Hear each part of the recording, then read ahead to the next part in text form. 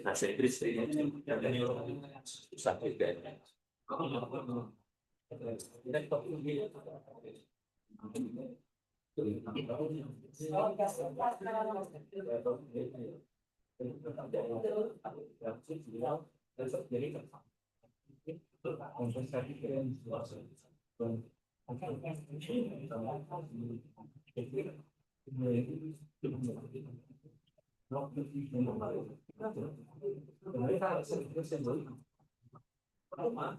Nanti yang tidak kita perlu.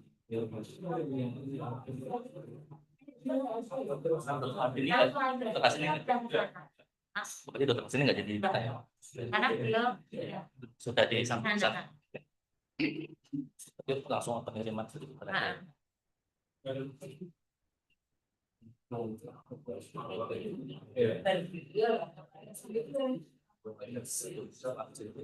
doa aja nggak?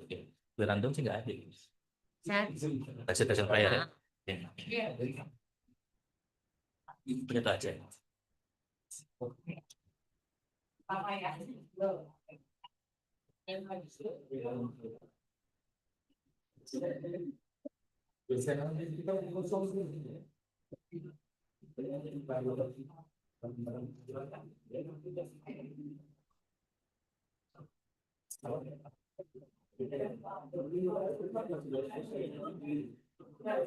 Yang berdoa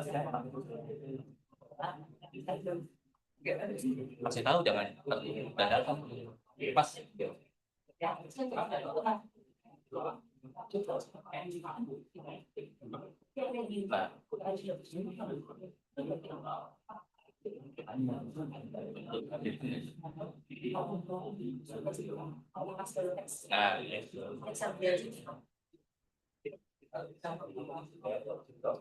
Kalau doanya lain, lulus fail. Nah,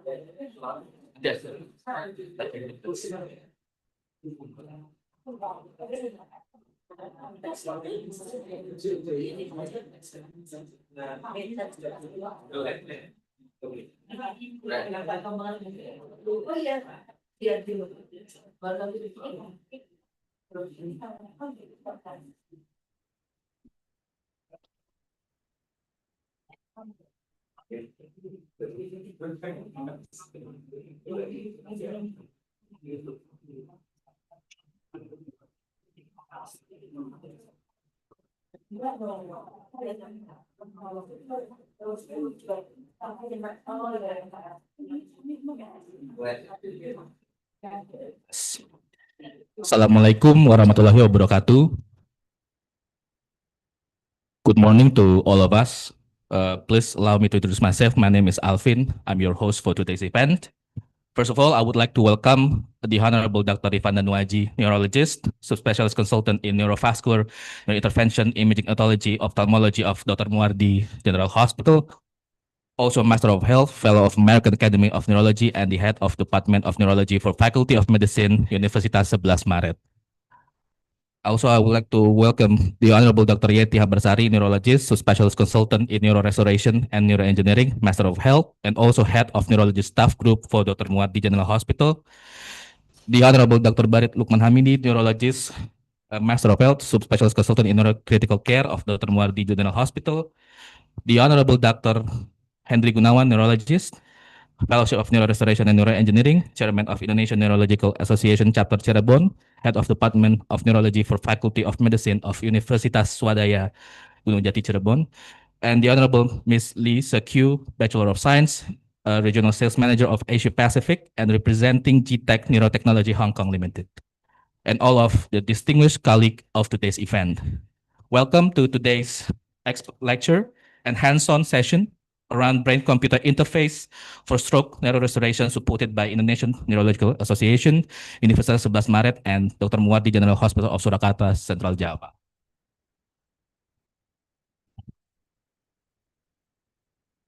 Ladies and gentlemen, our agenda for today is as follows.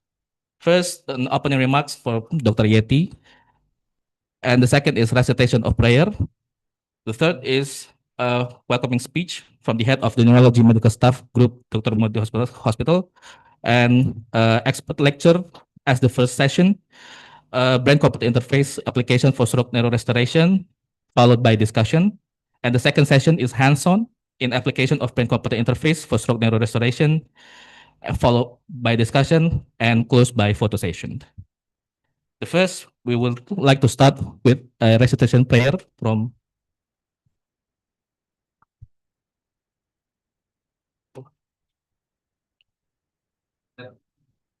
First, we'd like to start with a recitation prayer. The floor is yours. Indonesia.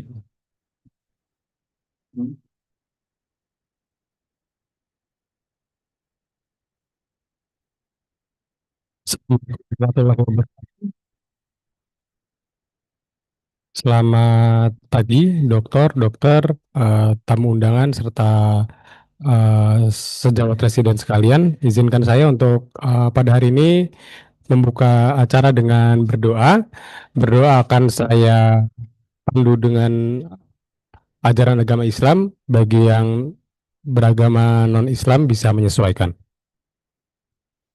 A'udzubillahi minasyaitonirrajim. Bismillahirrahmanirrahim. Alhamdulillahirabbil alamin. Hamdan yuafini amahu wa yukafir mazidah. Ya Rabbana lakal hamdu wa lakas syukru. Kama yang bagi li jalali wajikal karimi wa azimi sultanik. Allahumma inna nas'aluka salamatan fid din wa afiatan fil jasad wa ziyadatan fil ilmi wa barakatan fil rizki. Taubatan qoblal maut, warahmatan indal maut, wa maghfiratan ba'dal maut. Allahumma firlana zunubana, wali walidayya, warhamhuma kama rabbayani shoghira.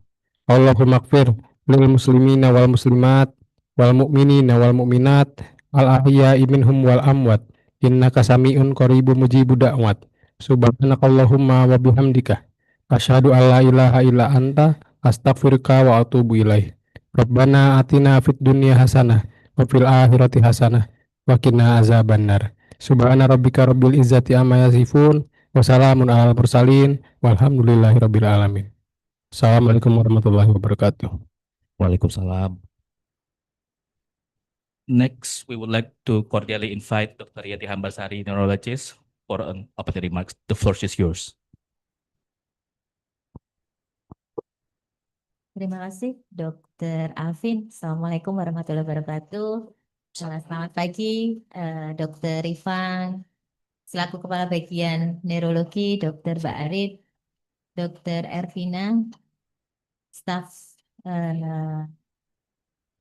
Bagian Neurologi, and speaker for this day, Dr. Henry and Miss Christy Lee. Thanks for your coming.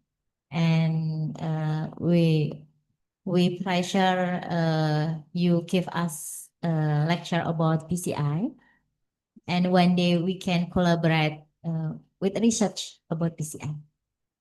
Oke, teman-teman residen, kemudian maaf kelupaan fellowship neurorestorasi, Dr. Alvin dan Dr. Sarah dan teman-teman yang ada di online.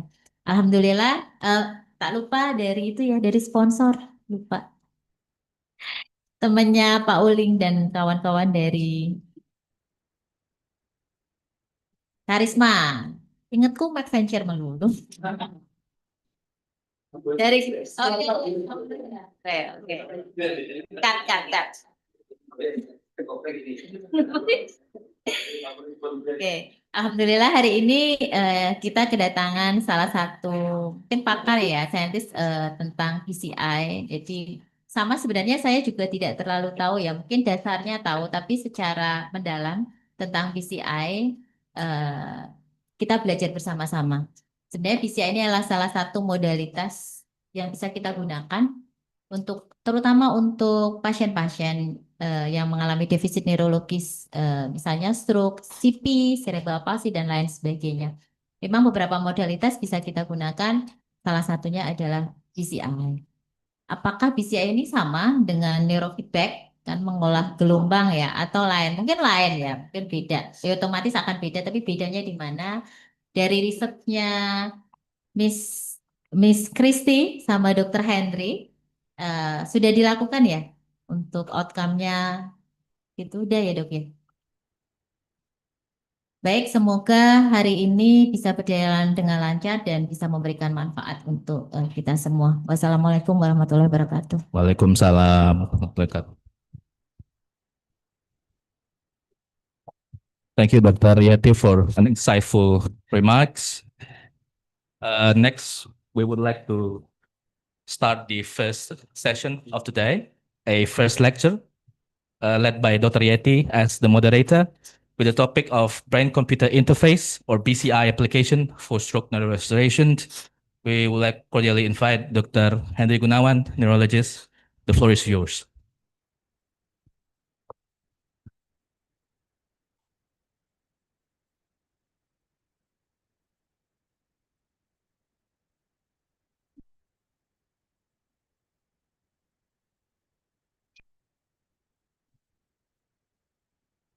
Oh,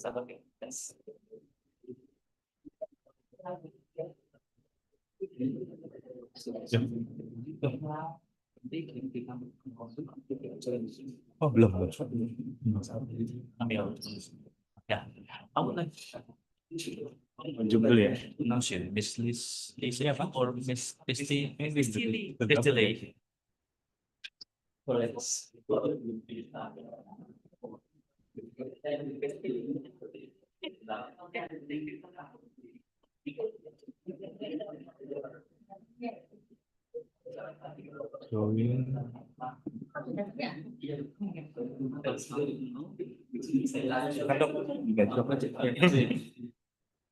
Oke, baik teman-teman, ini nanti yang pertama dengan Dr. Henry ya.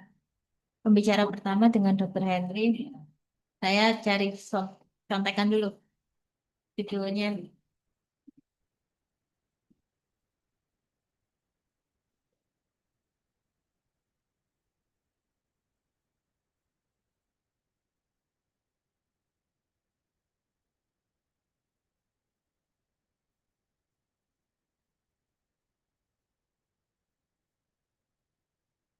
Ada videonya. Bisa ada. Dr. Henry akan memberikan materi yang berjudul Brain Computerized Interface Application for Stroke Neurorestoration.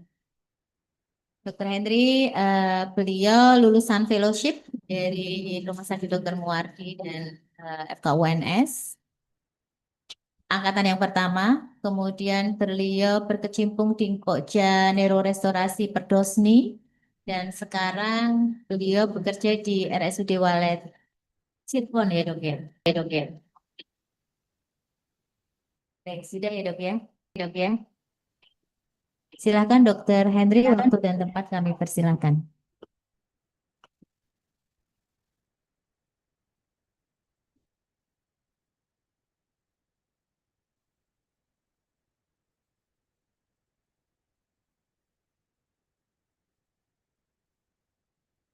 Selamat pagi, salam sejahtera buat kita semua. Terima kasih kepada guru-guru saya di sini. Ada Dr. Ivan, Dr. Yeti, Dr. Barit, dan senior-senior dari neurologi UNS. Pada kesempatan kali ini saya sangat senang hati bisa berkumpul kembali di Neuro Restorasi UNS. Pada kesempatan kali ini saya ingin membawakan mengenai suatu teknologi yang lumayan baru mengenai brain computer interface.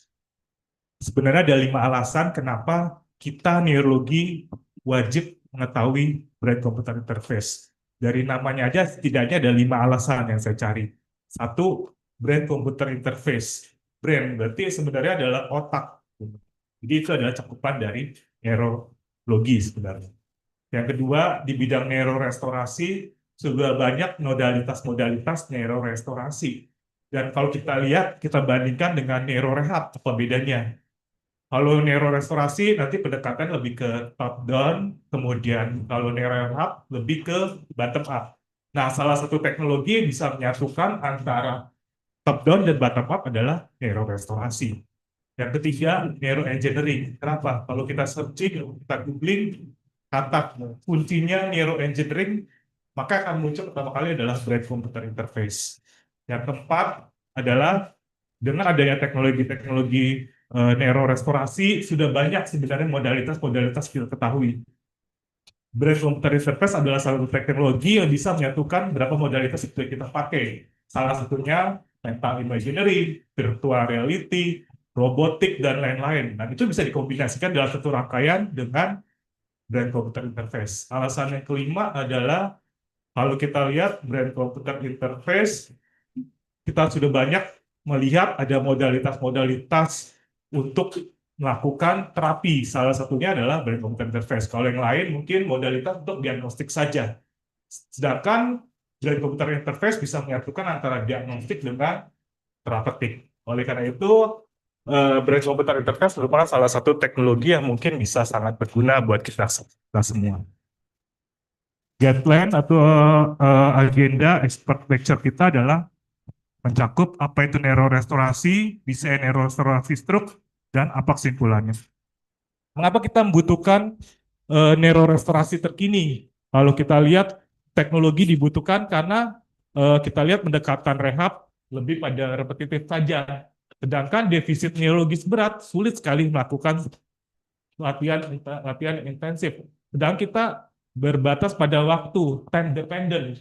Perbaikan fungsional biasanya plateau atau mendatar kalau di atas lebih dari 3 sampai 6 bulan.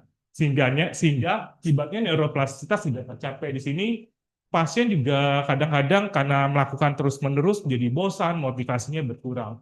Oleh karena itu kita butuhkan satu teknologi neurorestorasi baru, mulai dari neurostimulasi, virtual reality, robotik, dan brain computer interface. Jadi perbandingan antara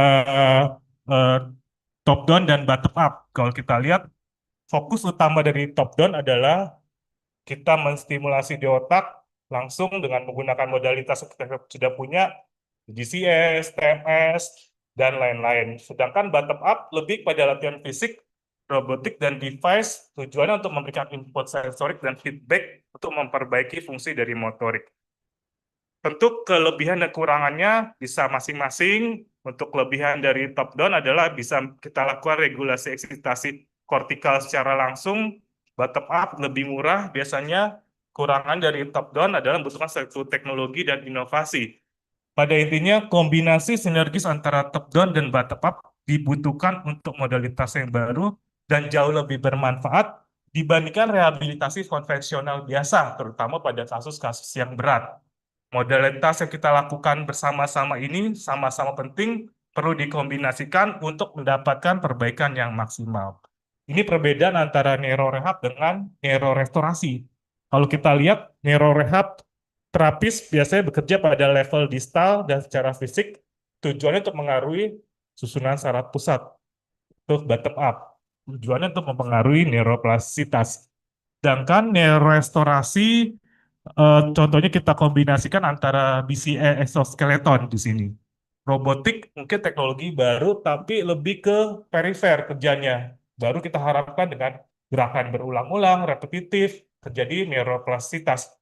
Sedangkan akan lebih baik kalau kita bisa kombinasikan antara exoskeleton, robotik dengan brain computer interface karena kita melakukan intervensi di gelombang otaknya juga.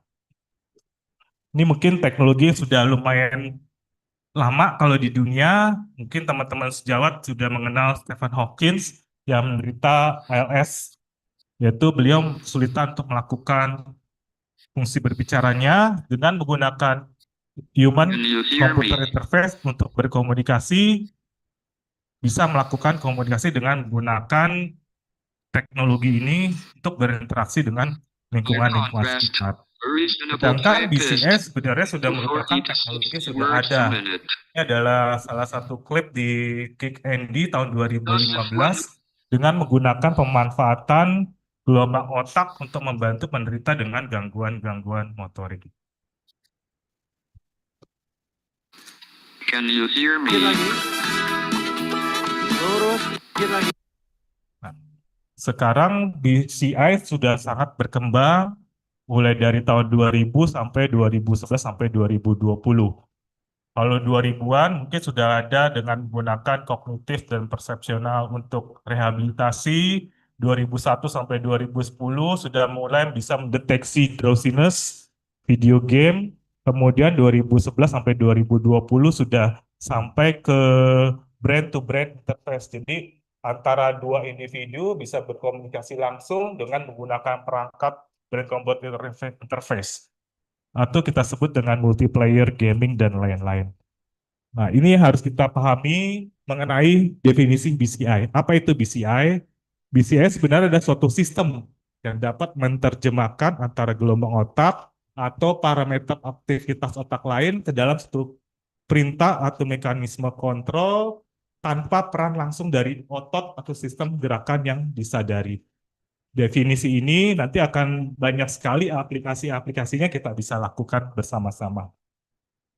Menurut mekanisme ada input, proses, data, output, dan bypass. Fungsinya sebagai assisted, replacement, neurorestorasi, dan komunikasi. Usernya bisa single user atau multiple user.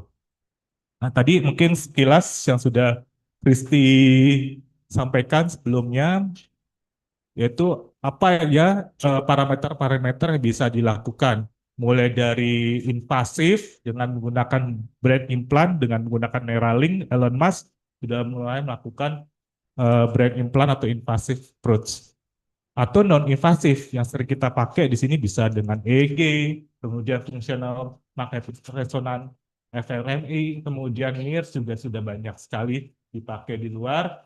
Nah, sistem ini dengan parameter-parameter yang sudah kita lakukan, kita kumpulkan, kemudian kita processing di sini dengan algoritma-algoritma dalam satu software. Algoritma-algoritma itu dengan pendekatan machine learning dan artificial intelligence diterjemahkan menjadi satu control signal. Kontrol signalnya bisa macam-macam, bisa robotik, kemudian fungsional electrical stimulation, dan lain-lain.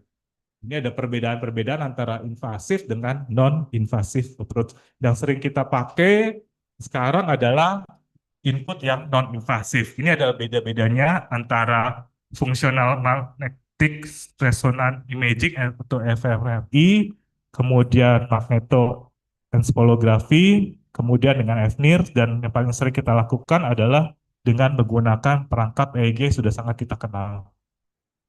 Proses dari sinyal itu mulai dari diakuisisi, dikumpulkan dengan EEG dan parameter yang lain, kemudian sinyal itu di pre-processing, yaitu untuk menghapus noise atau artefak yang ada dengan kedipan mata, gerakan otot, kemudian fiturnya akan diekstraksi mengambil informasi yang relevan.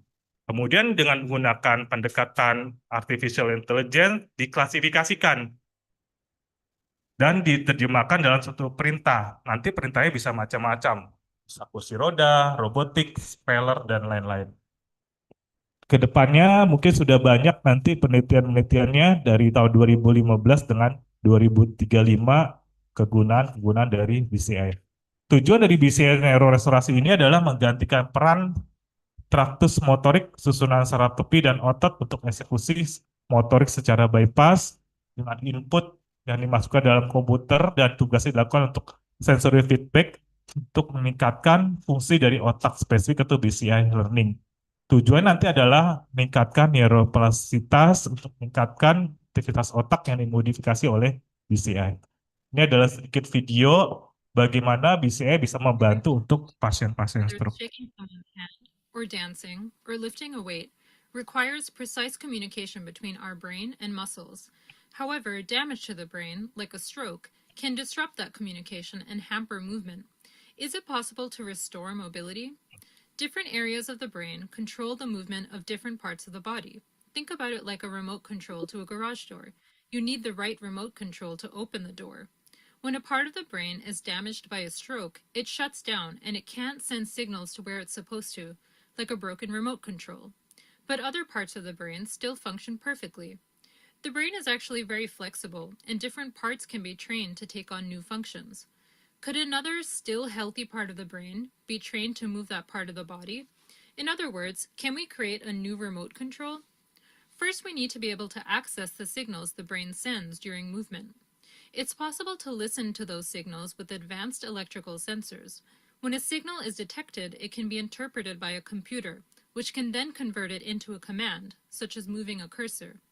Similarly, when the part of the brain that controls hand movement sends a signal, the computer can record that signal and send a command to a device that helps the hand move. This is called brain-computer interface, or BCI. This is exactly what Jefferson Oke, researchers kita are testing in his work. skip aja, ada berapa Limited banyak output. terapan-terapan yang mungkin Every kita bisa movement. lakukan.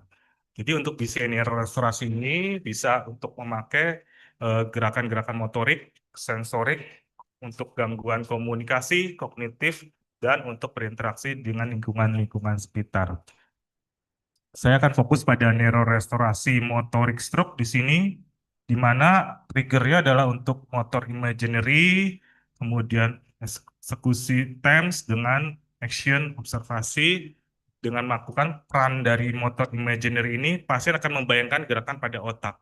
BCA membaca perintahnya dengan menggunakan EG misalnya, dan melakukan satu perintah langsung ke device. Device-nya bisa macam-macam, bisa robotik, exoskeleton, atau fungsional electrical stimulation. Jadi nanti sinyal-sinyal ini akan dikumpulkan dan kita akan lihat di sini ada event related desynchronize untuk cortical aktivasi dengan post movement-nya untuk event related synchronize untuk cortical deactivate. Sinyalnya akan dikumpulkan, kemudian dari sinyal ini akan dilakukan processing dan diekstrak dan diklasifikasikan dengan menggunakan pendekatan artificial intelligence, apakah nanti akan memberikan satu feedback visual dan lain-lain. Ini untuk pasien-pasien stroke bisa dilakukan dengan menggunakan visual feedback atau virtual reality, kemudian functional electrical stimulation, ortostatik atau exoskeleton, dan robotic limb. Jadi macam-macam kerjanya, salah satunya kita akan pelajari penggabungan antara motor imaginary dengan functional electrical stimulation, motor imaginary dengan robotic, virtual reality dengan functional electrical stimulation, action observation dengan robotic. Nanti mungkin akan dibahas lebih lanjut, kita melihat alat langsung pada recovery salah satu BCI neurorestorasi pada pasien stroke dengan menggunakan input dari motor imaginary, dengan menggunakan feedback dengan menggunakan virtual reality, dan outputnya dengan functional electrical stimulation. Modalitas-modalitas neurorestorasi ini sebenarnya sudah banyak kita pelajari, cuman kita bisa kombinasikan ke dalam salah satu brain computer interface. Ini adalah mekanisme kerja dari BCI dikombinasikan dengan motor imaginary dengan functional electrical stimulation. Dengan mengaktifkan motor imaginary, latihan mental dengan membayangkan gerakan tanpa melakukan gerakan secara langsung akan mengaktifkan dari gelombang otak mu dan beta di sini untuk eksekusi dari motorik. Sensori motor loop ini mengalami kerusakan pada pasien stroke dengan kehilangan kemampuan gerakan disadari. Tapi sebenarnya kapasitas untuk motor planningnya masih tetap ada. Dengan latihan DCI, pasien bisa mempelajari dan mengontrol aktivitas otak untuk melakukan feedback tertentu sehingga diharapkan sensori motor loop-nya dapat terjadi. Mekanisme dari motor imaginary dengan mengaktifkan beberapa bagian dari otak diharapkan bisa melakukan neuroplastisitas di otak dengan menggunakan proses kompleks kognitif, stimulasi dari mental dan latihan gerak tanpa eksekusi gerakan secara langsung. Ini adalah beberapa evidence base-nya yang kita harus lakukan di sini. Untuk motor imaginary biasanya memberikan efek positif pada upper extremity pada pasien-pasien dengan hemiparesis stroke. Sedangkan untuk outputnya dengan menggunakan functional electrical stimulation meningkatkan massa otot dan kekuatannya pada pasien-pasien neurologi. Ini adalah meta-analisisnya. BCI ini akan menggabungkan antara motor imaginary dengan functional electrical stimulation. Ini adalah video di mana nanti akan dilihat dengan pasien-pasien dan sudah dilakukan juga uji coba kemarin di Rumah Sakit Siloam untuk pasien-pasien untuk stroke dengan multiple sclerosis. Mungkin nanti akan lebih detail pada sesi hands-on berikutnya. Kalau kita lakukan kombinasi BCI dengan soft robotik juga bisa dengan menggunakan robotik ini diharapkan meningkatkan gerak pada pasien-pasien stroke dengan menggunakan prosedur training BCI exoskeleton.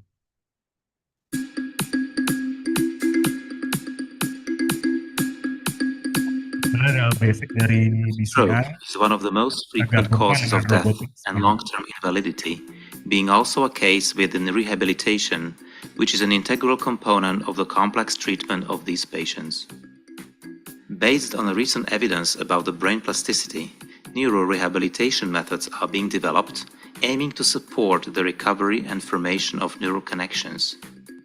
This could lead to faster motor improvement of the paretic limb in combination with current standard approaches.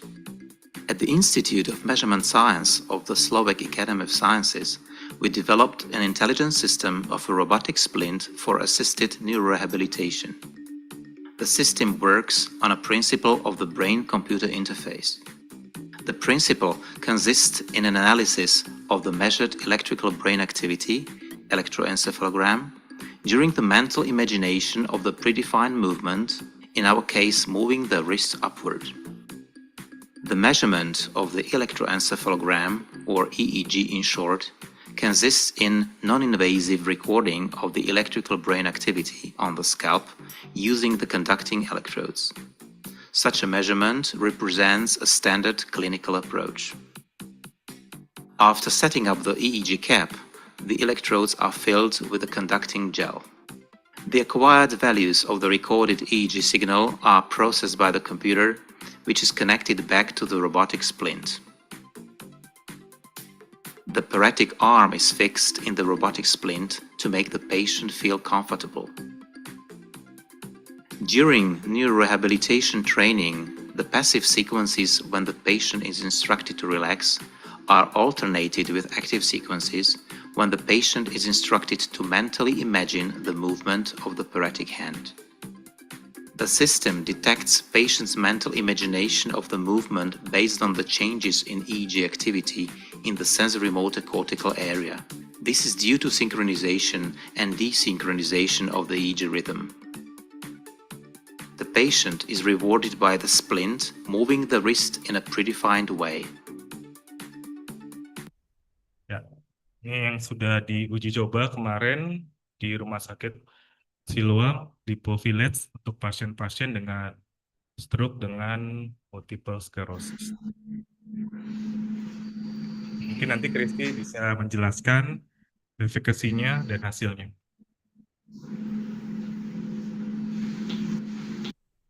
IBM-nya sudah cukup banyak sebenarnya. BCI training bisa meningkatkan skor dari Vogel-Meyer dengan menggunakan pendekatan functional electrical stimulation menunjukkan hasil yang terkuat. Dengan robotik dan visual feedback juga berguna. Intensitas optimal trainingnya 20-90 menit per hari, 2-5 sesi per minggu untuk 3-4 minggu. Ini adalah IBM-nya. Jadi take home insight-nya adalah brain computer interface merupakan modalitas neurorestorasi menjanjikan terutama untuk pasien-pasien. Terima kasih. Mohon maaf jika ada kekurangan dan kebetulan dari GTEX biasanya melakukan BCM Masterclass di seluruh dunia dan teman-teman sejawat semua bisa mengikuti juga. Kebetulan khusus ini free. Nanti Kristi bisa menjelaskan websitenya dan bisa kita lihat kumpulan dari penelitian-penelitian brain computer interface dari seluruh dunia. Terima kasih. Mohon maaf jika ada kekurangan.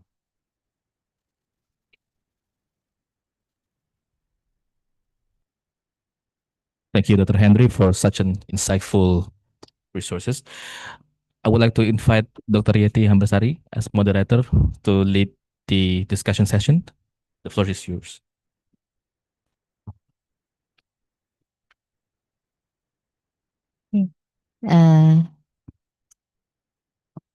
Jadi PCI itu anu ya dok ya, dia menggunakan beberapa modalitas ya. Tadi motorik imersi atau itu salah satu ya motorik imersi. Kemudian sebelumnya kan mengolah ya, mengolah gelombang, kemudian mengaplikasikan, kemudian mau menggunakan berapa frekuensi misalnya diaplikasikan ke otak dengan menggunakan beberapa modalitas yang lain, misalnya VS, tapi dengan menggunakan motorik imersi. Seperti itu.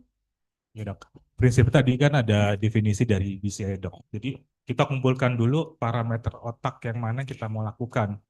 Biasanya yang kita lakukan karena EEG merupakan lebih murah, satu, kedua non-invasif, data-data EEG itu kita kumpulkan. Data-data tersebut dimasukkan dalam satu sistem software yang kita bisa klasifikasikan. Nanti macam-macam, apakah kita bisa milihnya gelombang alfa aja kita mau, gelombang beta aja, atau memang ada event related tertentu misalnya. Untuk gerakan, kita kenal ada sensory motor rhythm di situ. Nah, dari gelombang-gelombang tersebut kita klasifikasikan melalui sistem dan kemudian sistem itu akan mentranslate melakukan gerakan atau tidak misalnya. Nanti outputnya bisa macam-macam, bisa functional electrical stimulation, bisa robotik dan lain-lain. Jadi kita bisa memilih ya, mau Pilih kita gunakan yang mana ya. yang sesuai dengan pasien dan apa saja modalitasnya. Mungkin yang Kristi bawa di sini EEG dok yang paling sering kita lakukan. Tapi ada juga modalitas lain, contohnya NIRS dan lain-lain. Oke. Ada pertanyaan dari teman-teman? Ya. Oke, silakan Dokter Wildan.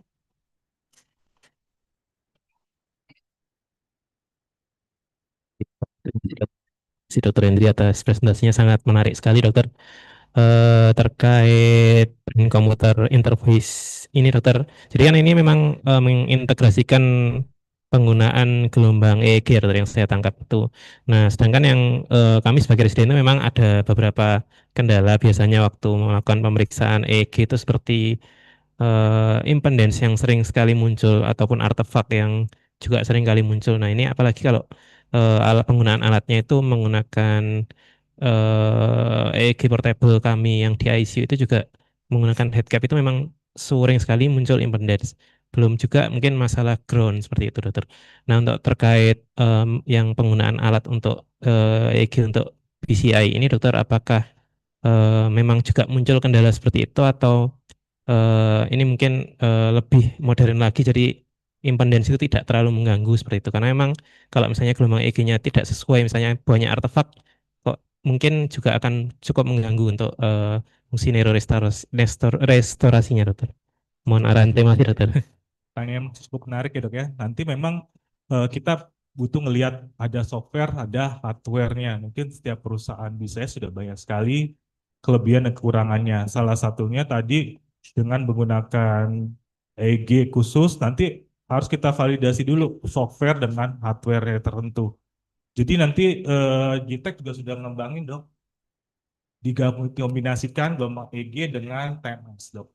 Mereka sudah punya filter yang untuk memisahin noises berapa, artefaknya seberapa.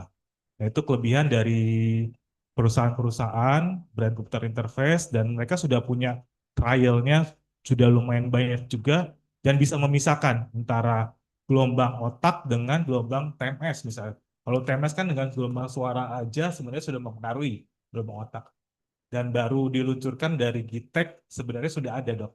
Jadi mereka punya hardware dengan software tertentu yang bisa misahin. Jadi kalau yang ini tuh alatnya EEG sudah include ya, beda misalnya kalau misalnya kita rekam EEG untuk melihat gelombang epileptogenik, evidence-nya tidak perlu sempurna sekali. Tapi kalau untuk QEEG misalnya brain mapping kan benar-benar impedance-nya tuh harus sempurna lah. Noise-nya tuh artefaknya benar-benar harus dihilangkan. Kalau yang di sini sudah include ya, memang sudah dihilangkan ya. Mereka sudah punya sistem software sama hardware-nya yang sesuai dok. Dan untuk penelitian-penelitiannya juga sudah banyak. Baik. Jadi udah kalau yang ini beda kalau kita gunakan EEG sama QEEG ya. Ada lagi?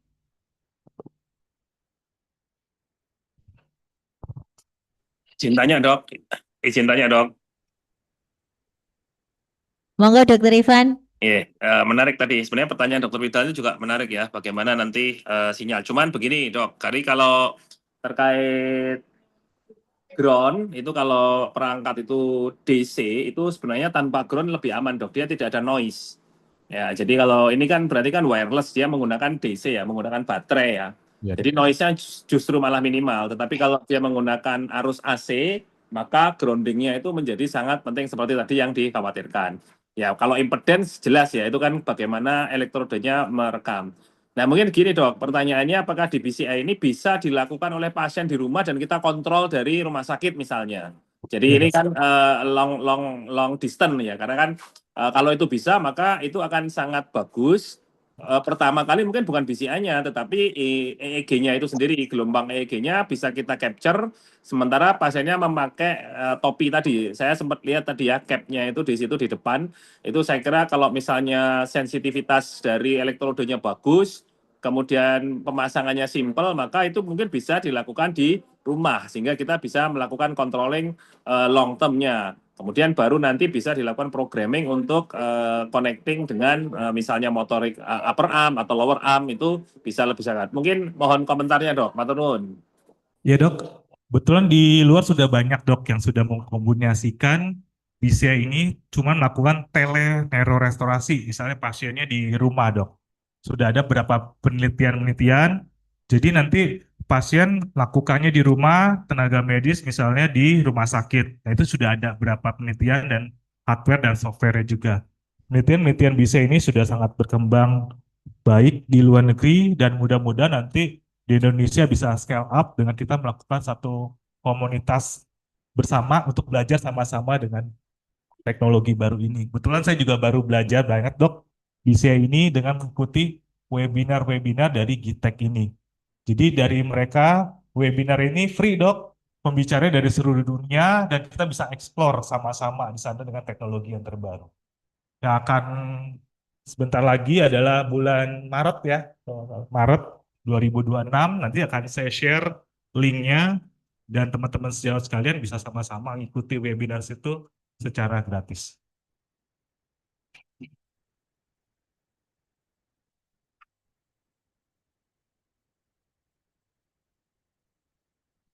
Monggo dokter. Sampun dokter Hendri ya, silakan dokter Mbak Arit. Dok, gimana CI pada ini, pada mungkin ada penurunan fungsi kognitif begitu kan? Mungkin juga beliau yang ada pasien yang mengalami penurunan fungsi kognitif kan akan sulit dok untuk merespon atau memikirkan suatu gerakan begitu. Ya dok, terima kasih untuk pasien-pasien dengan gangguan kognitif sebenarnya sudah banyak juga dilakukan di luar. Tujuannya adalah untuk meningkatkan neuroplastisitas. Nanti macam-macam kita mau melakukannya, apakah dengan menggunakan motor imaginary untuk membayangkan, kemudian pasien ini dilatih. Walaupun nanti kita lihat ada pasien-pasien dengan afasia, ya dok ya, afasia global terutama menjadi kendala di sini. Pada pasien-pasien dengan gangguan motorik, misalnya sudah banyak terbukti dan gangguan untuk kognitif. Nah, di sini kita lakukan juga dengan teknologi namanya neurofeedback, dok. Dari neurofeedback ini, pasien melihat feedback tertentu pada game atau virtual reality-nya dengan menggunakan sinyal otaknya. Dengan pendekatan neurofeedback training ini, dengan BCI motor imaginary, meningkatkan dari persepsi visual, ekspresi verbal, dan memori jangka pendek. Nanti kita bisa melihat dengan pendekatan P300 misalnya untuk BCI, dan bisa juga dipakai pasien-pasiennya di rumah, pasien secara online.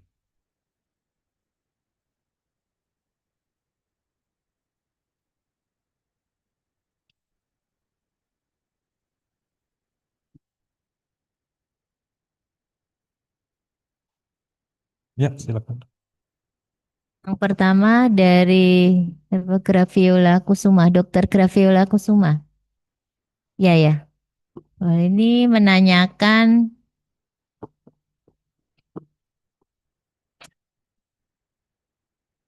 Apakah metode neurorestorasi BCI ini bisa untuk mengembangkan fungsi neurologis pasien pasca stroke atau yang kronik? Dan apakah ada batasan waktu khususnya pada lesi yang masih akut? Ya, terima kasih dok atas pertanyaannya. Kalau menurut evidence base-nya memang pada pasien-pasien subakut terutama. Tapi efeknya pada pasien kronik juga lumayan baik pada penggunaan BCI tentu dengan kriteria-kriteria yang sudah ditetapkan untuk inklusi dan eksklusinya. Jadi bisa subakut dengan kronik dok, subkronik dengan kronik. Kan kalau menurut pengalaman ya dok ya, kalau subakut misalnya baru itu dan derajat keparahannya tidak terlalu berat atau lesinya tidak terlalu luas, misalnya dengan TMS ya dok ya, kan membaiknya lebih cepat, lebih bagus. Kemudian kalau yang kronik misalnya sudah lebih dari setahun atau lebih dari 2 tahun, itu kan memang apalagi kalau sudah muncul spastisitas kan sulit ya. Kalau dengan PCI gimana dok? Menurut penelitian sih dari yang ini terutama yang subakut dok, tapi yang kronik untuk spesialitas juga banyak dilakukan dan efeknya ada berapa literatur dok. Yang satu menunjukkan efek yang sangat baik pada pasien-pasien dengan spastik atau dengan kekuatan motorik misalnya nol dok ya. Kalau kita kan terbatasan kekuatan motorik nol ya. Dan yang kedua hasilnya masih head to head dok. 50-50 ada yang perbaikan ada yang tidak dok. Apakah itu sendiri dok? Kalau selama ini kan biasanya modalitasnya tidak bisa kita lakukan hanya dengan satu modalitas ya. Biasanya kan kombinasi atau multidisiplin yang atau multi apa modalitas. Kalau BCA tetap dengan multimodalitas atau hanya misalkan penelitian yang tadi hanya dengan BCA saja bisa. Ya dok, penelitian tadi menyebutkan digabungin dok antara motor imaginary, kemudian visual feedback dengan menggunakan virtual reality dengan functional electrical stimulation dok. Jadi masih anu ya dok ya, combine ya, Combine. combine ya. Jadi kalau Gabung. BCS sebenarnya kombinasi dok sebenarnya. Tetap kombinasi. Tiga modalitas ya sebenarnya kita sudah pelajari sama-sama, misalnya motor imaginary atau mental practice, kemudian dengan visual feedbacknya dengan menggunakan virtual reality, yang ketiga dengan visual dengan PS dok, functional electrical stimulation. Kalau seperti ini masih enggak dok kita misalnya dengan stimulasi motorik yang dari perifer dengan teman-teman rehab. Kalau misalnya TMS, TDCS, VR itu kan kadang kan kita tetap kombinasi ya. Ya dok, tetap dok, mungkin efek yang baik. Biasanya multimodal kan lebih baik ya dok ya, dibandingkan satu aja. Oke, baik. Terima kasih Dokter Hendri. Ada lagi yang teman-teman fellow, Dokter Afif? Terima kasih dokter. Izin bertanya dokter. Mengenai safety consideration dari penggunaan metode BCI ini, apakah ada dokter? Kemudian efek sampingnya dokter. Apakah dari beberapa sesi itu sering dijumpai efek samping gitu? Itu saja dokter. Terima kasih dokter. Sepengetahuan saya efek samping lumayan tidak ada ya dok ya. Sedangkan kalau misalnya kita lihat kan memang dari penggunaan cap-nya nanti ya, cap-nya mungkin harus dilihat pasien-pasiennya, kriteria inklusi dan eksklusinya. Sedangkan efek sampingnya secara berat biasanya tidak ditemukan dok untuk pasien-pasien dengan penggunaan brain computer interface ini. Sama yang terakhir dok, ini menanyakan melanjutkan pertanyaan dari dokter Yeti tadi. Jadi kalau sudah mendapatkan BCI, stimulasi top down, itu yang rehabilitasi bottom up-nya masih diperlukan atau in conjunction bersamaan dokter? Ya, dok. Kalau di BCI kita melakukannya biasanya bersama-sama dok. Jadi kita bisa menggabungkan antara top down dengan bottom up. Top down-nya dengan motor imaginary kita bisa membayangkan, meningkatkan neuroplastisitas di otak. Kemudian dengan virtual reality kan bisa dua ya dok ya, antara top down dengan bottom up. Dan bottom up-nya kita lakukan juga contohnya dengan dikombinasikan dengan functional electrical stimulation atau dengan robotik dok. Jadi sebenarnya bisa ini breakthrough-nya dok yang kita bisa gabungkan sama-sama. Pendekatan top down dengan bottom up secara real time dok bersama-sama. Dan cara ini kan kita lakukan pendekatan top down terus berapa lama kemudian baru bottom up. Dengan perangkat bisa ini memungkinkan sekali kalau kita bisa kombinasikan bersama-sama secara real time dok. Di hari yang sama ya dok? Iya, pada saat yang bersama. Itu saja dokter. Terima kasih dokter. Ada lagi? Ya, silakan Dokter Sandi.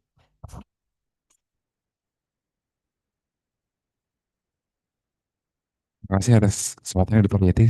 Izin tanya Dr. Henry, sangat menarik ya dok, brain computer interface, dan mungkin teman-teman di sini sudah menggoogle dan membuka YouTube dari tadi malam. Kira-kira ini modalitas apa sih yang akan kita bahas hari ini? Yang ingin saya tanyakan mungkin basic saja dok. Yang pertama, untuk input kan yang di bawah sekarang tuh EEG ya, dok.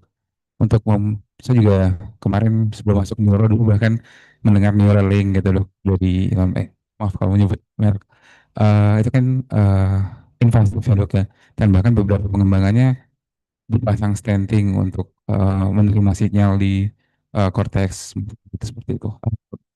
Kira-kira untuk EEG ini sendiri apakah ya selain less invasive, sinyal yang dihasilkan juga lebih baik atau tidak? Itu yang pertama. Terus yang kedua, pengembangannya sendiri dokter di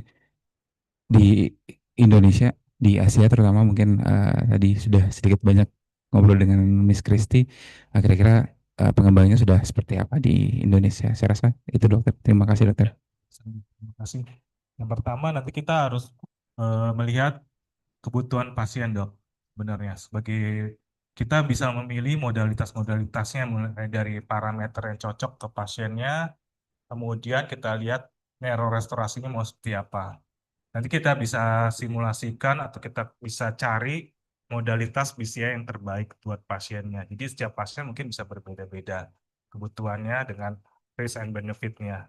Yang kedua, pertanyaan mengenai pengembangan untuk di Indonesia ya dok ya. Kalau di Indonesia sebenarnya ITB juga sudah melakukan beberapa penelitian, terutama untuk menggerakkan kursi roda dok sebagai asisted.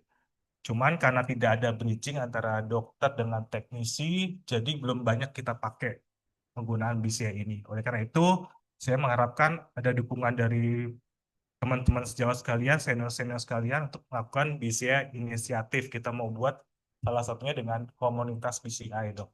Jadi komunitas-komunitas itu bisa mengumpulkan antara teknisi, engineering, dengan dokter, kita diskusi bareng dok sebenarnya. Supaya nanti sebenarnya sudah ada teknologinya yang bisa kita lakukan, kita aplikasikan ke pasien. Betulan saya punya beberapa teman diaspora, dok.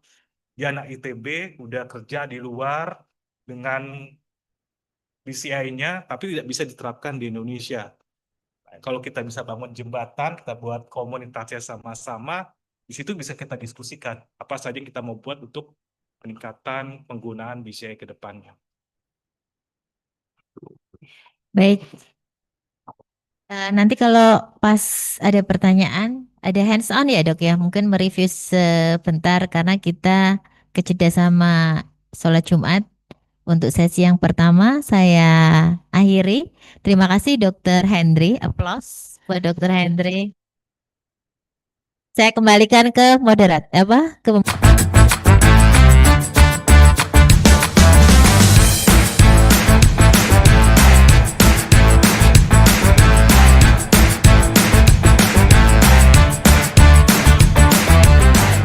Thank you, Dr. Hendry and Dr. Yeti, for a very insightful session. I would like to continue to the second session, will be a hands-on on BCI's devices application in stroke neurorestoration. We would like to cordially invite the Honorable Ms. Christy Lee, Bachelor of Science representing GTech Neurotechnology, and the Honorable Dr. Barit Lukman Hamidi, neurologist, for moderating this session. The floor is yours. Ya.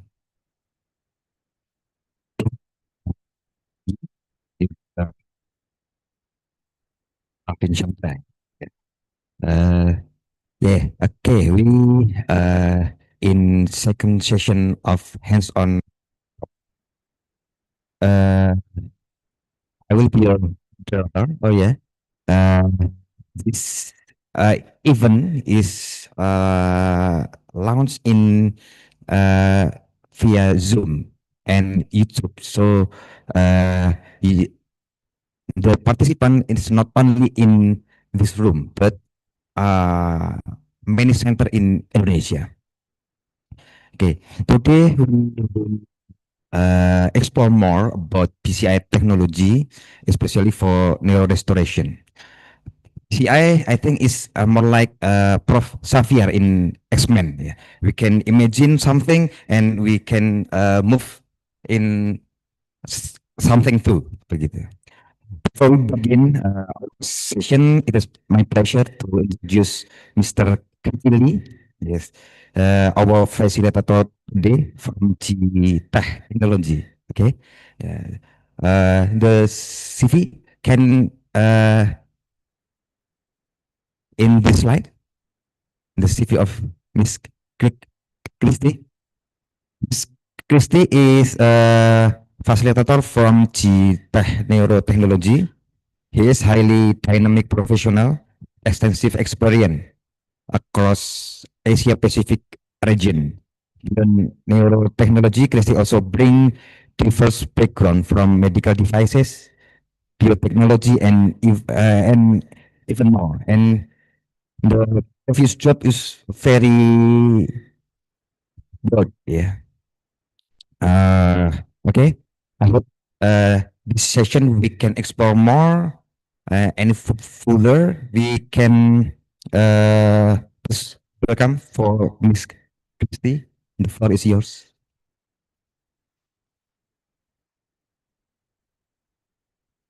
Well, thank you so much, everyone, for your time coming by for this special lecture. And thank you all for having me here to share with you this exciting brain-computer interface technology and what can we do to make use of these technology to benefit the patients together even better. So for this hands-on session, I would like to take a little bit of time to give you even more information about how advanced BCI is already been developed.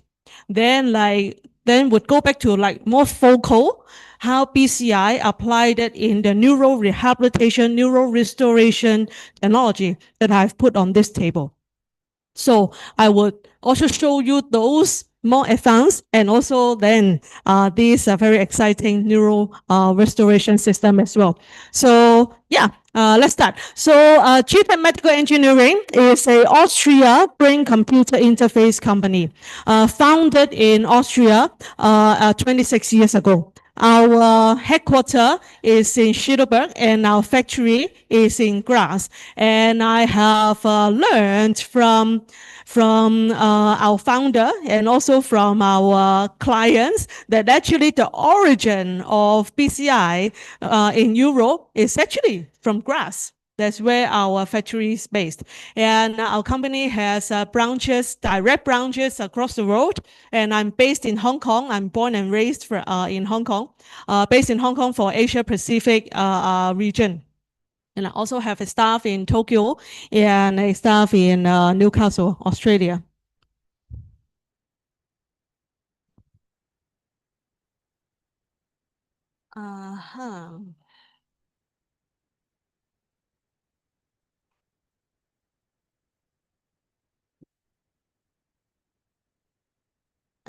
Okay. Right. Then share a little bit about the history of GTech. GTech, since 26 years ago, we have created this laptop size multiple power signal amplifier. This multiple amplifier at that time, 20 years ago, was kind of quite a hit to the market. In the old time, a multiple power signal amplifier is like a check-in luggage size, but we have made a laptop size multiple power signal amplifier. Then as time goes by, the need of smaller amplifier and more robust amplifier, the need of course there. Then 1 year later, that means 25 years ago, we have made this amplifier called GUSBM. Anything created by GTech is starting from G. So GUSBM made by GTech. This one 16 channel, and you see these 16 channels, each 4 channel is grouped as one group. Each group has one ground and one reference. So one group of it can act as a body sensor. So with this amplifier, for example, you can connect to 8 channels of EEG, and another group use it. Right, you can use these 8 channels to connect to EEG electrode to measure EEG, and then use another group, for example, to connect to ECG cables, electrode to measure ECG. Another group, for example, galvanic skin response, body sensor. So this very small pocket size, it is half a laptop. Very small, already can do like 16 channel multiple power signal. So 25 years ago, with our system, with our software, hardware, we can already do multiple power signal, biofeedback and neurofeedback application. Then I guess, yeah, I need to click it like, yeah.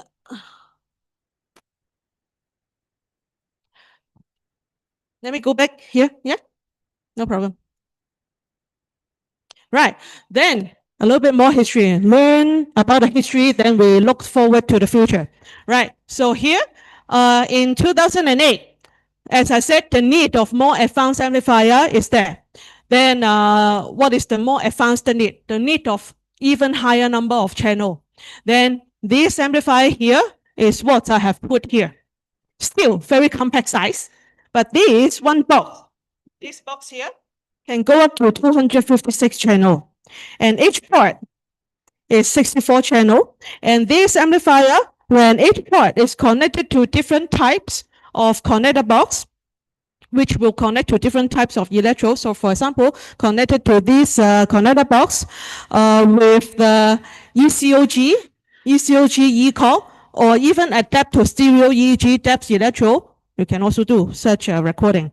When this G-HIM is connected to this G-pangolin connector box with the G-pangolin ultra high density EEG grid, then it becomes an ultra high density EEG BCI system. Right?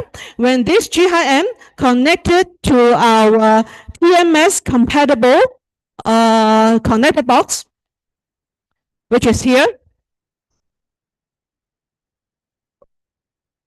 This G-HIM is connected to this TMS compatible electrode connector box, which you see connect to the electrode mounted on the cap. Then this become a TMS compatible EEG BCI system. We have launched early this year this super thin G Ladybird active TMS EEG electrode. Super thin. I don't even use the word thick. 3 mm thin, because when you do TMS, the coil of the TMS need to place as close to the scalp as possible. Then if your electrode is too thick, or like even have pin underneath, then the coil that you place would be too far away, and yeah, then that's not good. Right, so you guys can pass around this cap to feel how thin the electrode is. Yeah, can pass around. Yeah, pass around. Just yeah, hold the box and then hold this stand. You can also then feel how thin. Yeah, yeah, hands-on, so that touch it. Yeah, so just be careful of the cable, then pass around, then it's fine. Right, then I still have another cap here. As I said, the G-HIM connected to different connector box with different electrode and different assembly method on the cap that would serve different purpose. Then this one is another connector box, and the electrode are mounted on the cap, and there are some other holder rings to get ready to put the F-nears optodes in between the EEG electrodes that are already mounted on the cap. So what does it do? Synchronize the EEG F-nears recording for the neurofeedback real time. So can also like pass around, then observe or yeah, can touch, really can touch. Right.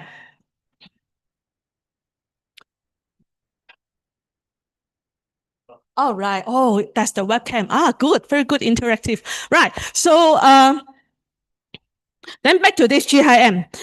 This GIM, okay, you are in a hospital, right? And most of you neurologists, and I believe there would be times that you need to discuss some cases with the neurosurgeons. Then for neurosurgeons, what kind of tools that we can equip the neurosurgeons to use? Then, like same, this amplifier.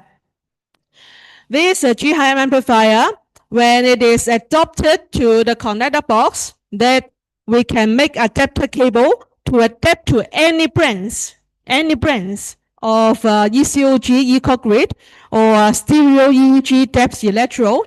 You can even combine different ECOG grids and stereo EEG depth electrode together.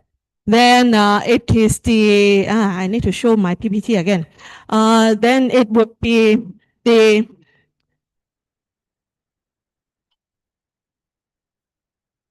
it would be this system. Corticule. Corticule is also made by GTech, just that we make it not start from G dot. Right. So what does it do? Correct. Yes. So let me show you a very popular video already. So this is a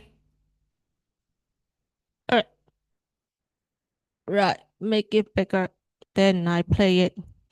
Right. So in the corticule system, okay, this patient is an epilepsy patient.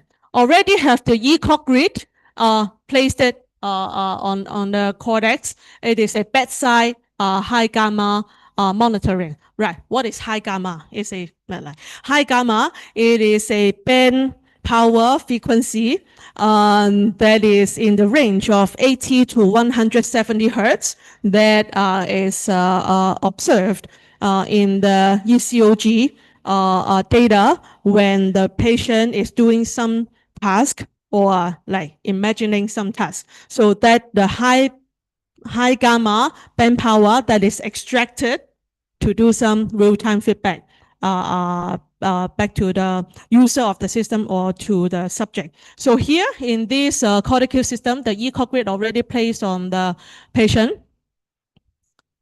On the left side of this video, you see the ECOG signal keep coming in.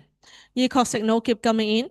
And this is the paradigm, the task that is shown on the patient monitor that the patient is actually looking at. Now the queue is relaxed, right? So we have the baseline ECOG data. Then the first task comes. Then the first task is to stick out the tongue. Then just now, if you have observed it very quickly, the visual cortex is activated. We in our corticule software, real-time analyze the ECOG data and extracted the high gamma frequency band power, and then to make it visualizable is a bad English word, but make it like can be seen as a red bubble on the ECOG position. Then the neurosurgeon and also the neurophysiologist for the epilepsy patient can do the high gamma real-time monitoring when the patient is doing some very natural behavioral task. The second task is doing what? Oh yeah, it is the third task already to solve the cubic crib. So visual cortex activated, and then motor for the finger, and also the cognitive. And this fourth scope here is to combine all the activated position that is we detected the high gamma activation by combining the mouse signal change from the three tasks.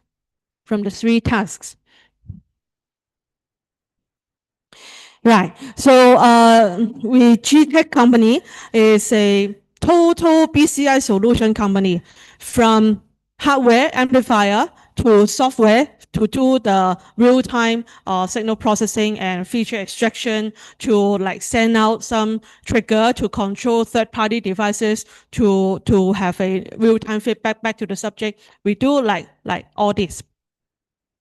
Right. So you have the idea that for neurology, for your like EEG monitoring, to like BCI, real-time neurofeedback application, to the neurosurgeon invasive BCI system, we also have.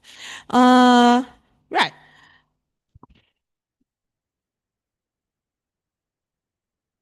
This cortical system is already like we have improved it even more.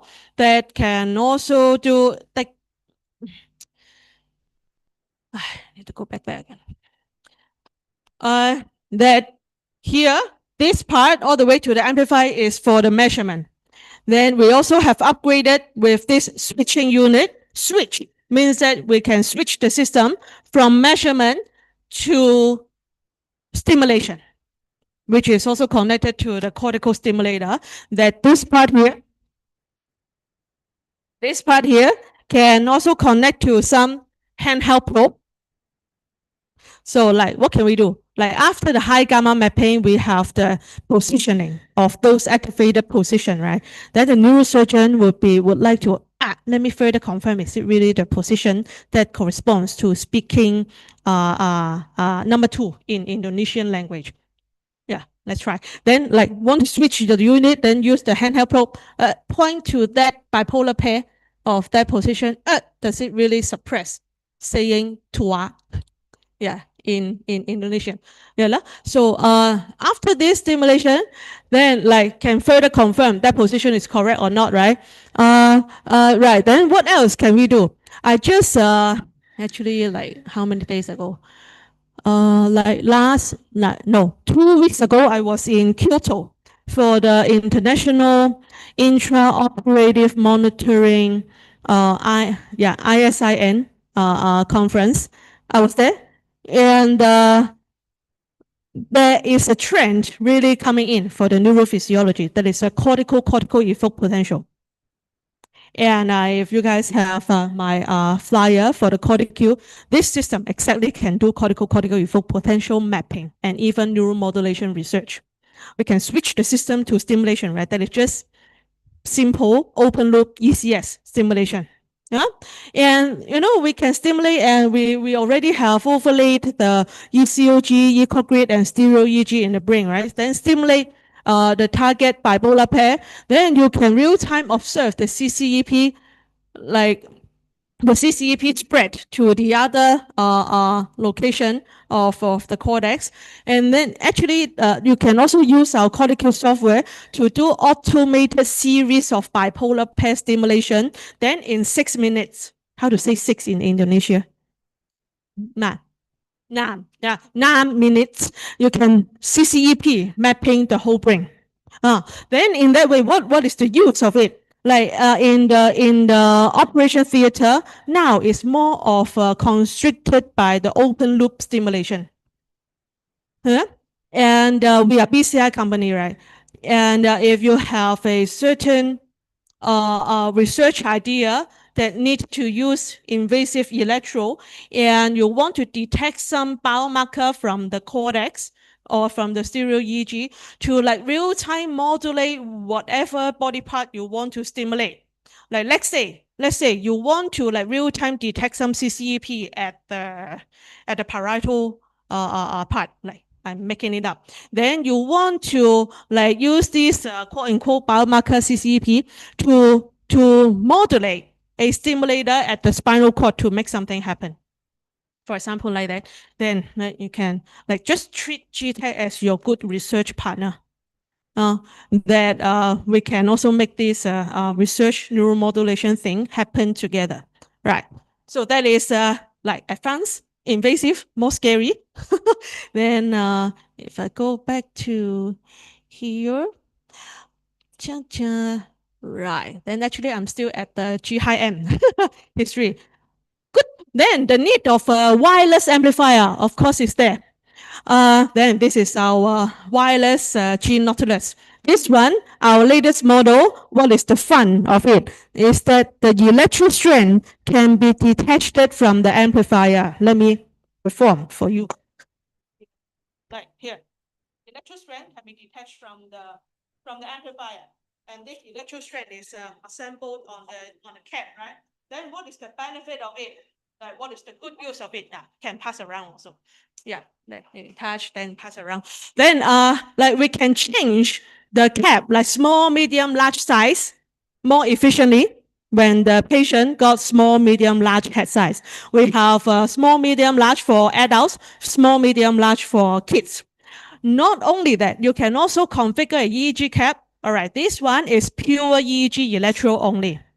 You can also tell Patrice, tell Christy that I want to combine EEG, electro with ECG, EMG, everything on this wireless amplifier. Yes, we can do that. So we can configure a cap that is ready for you to do multiple biosignal recording, biofeedback, neurofeedback as well.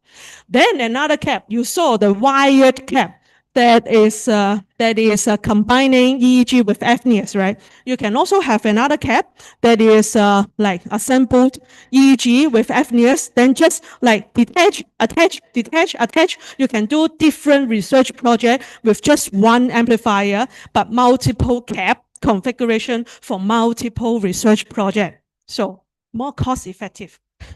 What more cost effective method? Yeah. Right, so that's the wireless one.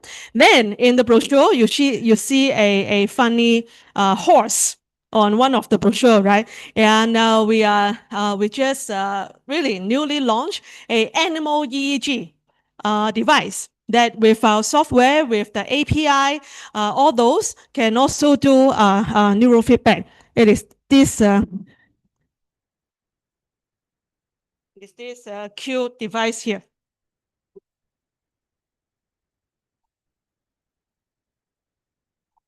Animal, you know, the Chiikawa from Japan. Yeah, very small size. This one, the name of this device is Unicorn PCI Core. You see the amplifier, fairly small there, very small. And this, how to turn on? Just snap on the base station that is with the electro, then it turn on and acquire data, then send the data to the computer through Bluetooth already. And of course, we have our Unicorn software for very easily visualization of the EEG. And with the LSL and UDP streaming, you know, those engineering protocol, you can stream the EEG data to do neurofeedback control as well. We have two types of base station. One type is this shiny gold cup electrode. This one, we use electric space, those sticky glue, to glue on the horse, glue on the animal, also can glue on human. What human would like to be glued? I find this one very good for newborn baby, premature newborn baby. This is the other base station of this Unicorn PCI Core that is dry electro, of course. I want to use dry electro, right? This one, like for more picky human like me, you know, dry electro, like this is pin. But for baby, they can't tell, right? And baby, we can use this pin on their developing scalp, developing head. So this one, like for regular human, pretty good. And you have the choice to like have this gold cup electro for newborn baby, if it is more for human. So can pass around this Chiikawa to feel a bit like how lightweight, how small this system is. Let me show you one very fun video that in Hong Kong, a vet clinic, they invite me to try on the PCI Core on a cat. That was my first time in my life. First time in my life to measure EEG on a cat. It's exactly the same. Not my cat. I hope it is mine, but not mine. So the gold cup electro put on the cat head, and through Bluetooth wirelessly, the EEG visualized on our PCI Core recording software. So cute. Why is the vet clinic inviting me to do so? Because they want to develop something that can EEG, can do the EEG monitoring to try to diagnose the epilepsy. You know, they want to come up with a epilepsy diagnostic system using a wireless, animal-friendly PCI system. All right, then let me go back to the neuro rehabilitation topic. Right, so from just now, you got to see GTech got like everything, like ready to partner up with you to make your research idea like come true.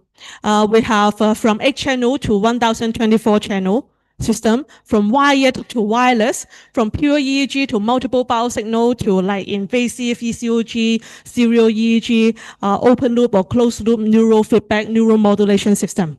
Then this our key topic of today, the brain-computer interface for neuro rehabilitation, neuro restoration, for stroke, multiple sclerosis, and Parkinson's, and so much more can be done, like according to the local need of the restoration in certain diseases.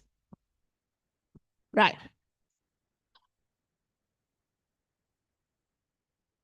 We are very strong in the research background, and this is my CEO, my direct boss, the founder of the company. If you look him up on ResearchGate, on Google Scholar, easily now already past this number, like more than 430 publications published in the BCI field already. So feel free to look him up.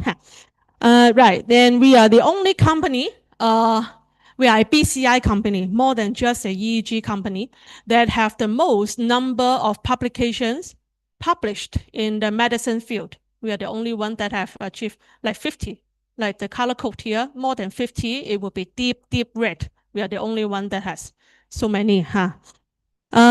Yeah, so BCI research can be used in different like department or disciplinary, cognitive neuroscience, biomedical engineering, neuropsychology. Yeah, combine TMS with EEG. Exactly, it could be interesting.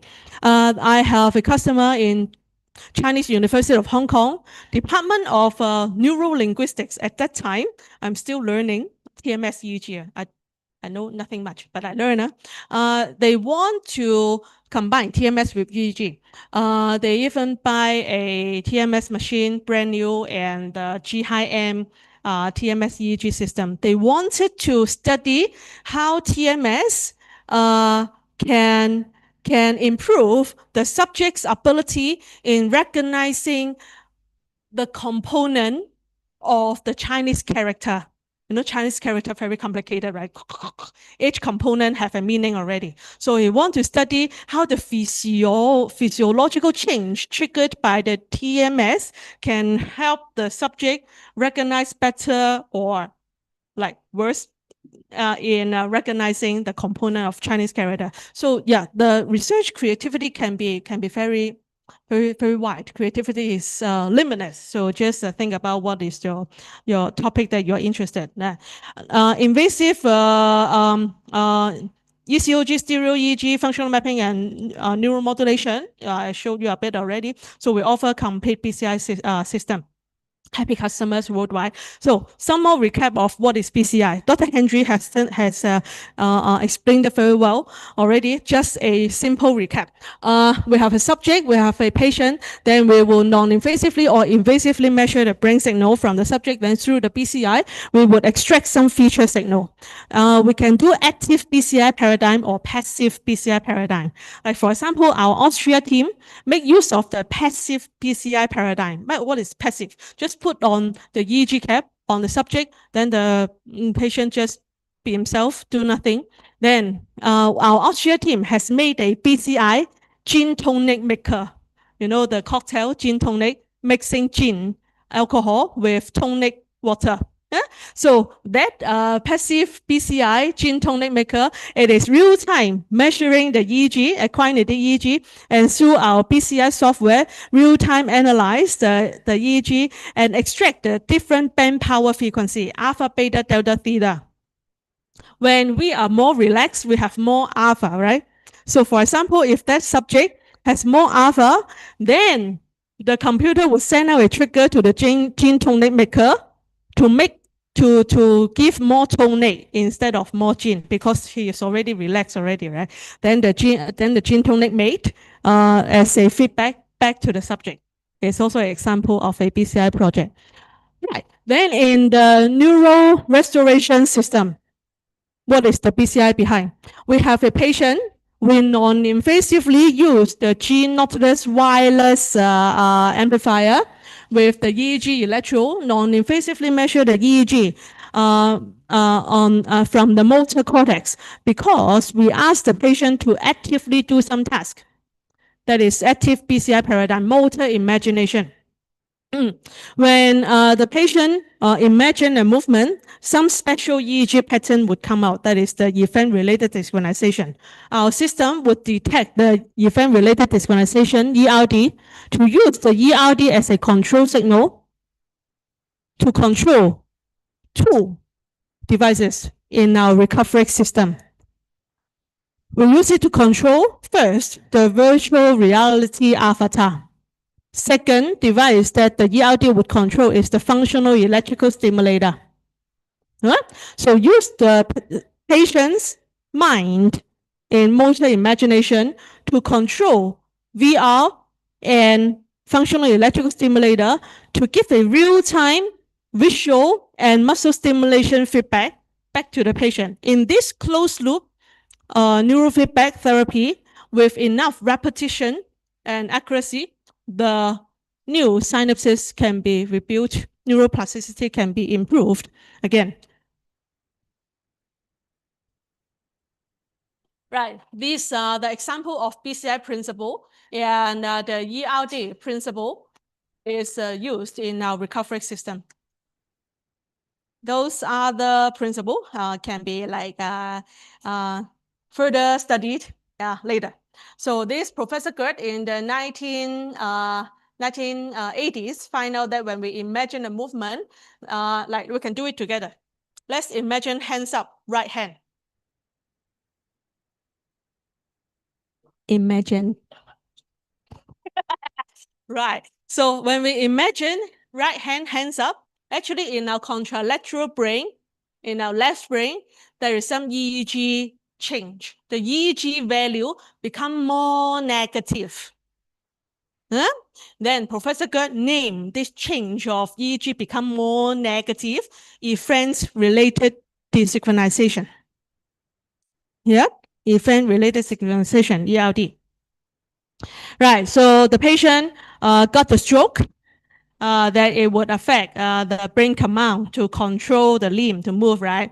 Then recovery is exactly by repetitive neurofeedback training, try to rebuild the motor command from the brain with the somatosensory feedback from really actualizing the movement.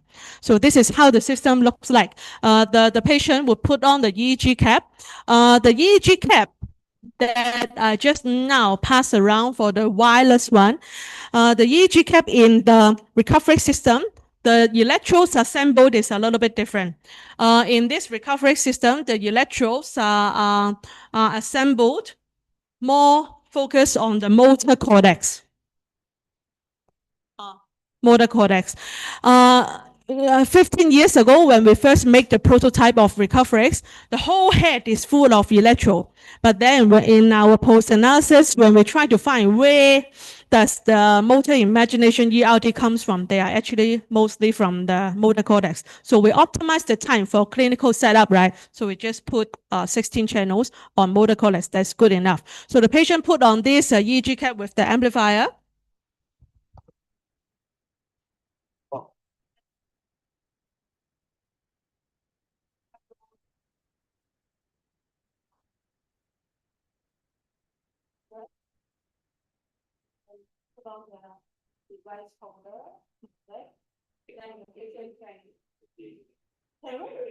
Then for this recovery application, because some patients could be the spasticity very strong, it could be like trauma a bit shaky, very tight. So we use the gel electrode in this system. Then the patient would also like wear this headphone that is directly from the recovery control computer. Why? To put on the headphone, because she will hear some audio cue. The cue is a left, right, or relax. Kiri. Kiri is, and kiri, yeah. And right is kanan, yeah. Kiri, kanan, relax. It's isilahan, right? So just 3 words as the cue, as the audio cue. Right. So when the patient hear kili, then the patient would start to think to dorsiflex the left side, left hand. Just think, no need to move. Then the EEG will be picked up, sent to the recovery control computer, real-time analyze. The computer know that the patient want to move the left hand. Then the computer will send out 2 trigger. One trigger is to control the VR avatar to actualize the imagined dorsiflexion for her visually through this mirror therapy. The second trigger from the control computer, after analyzing the data like real time, would send a trigger to the left side functional electrical stimulator to send out the muscle stimulation through the FES pad to actualize the imagined dorsiflexion physically. So yes, it is a mind-controlled game. And this system is already like in my Asia Pacific region. It is Australia TGA approved it. Singapore HSA approved it. Hong Kong MDIS approved it. Thailand FDA. Malaysia MDA.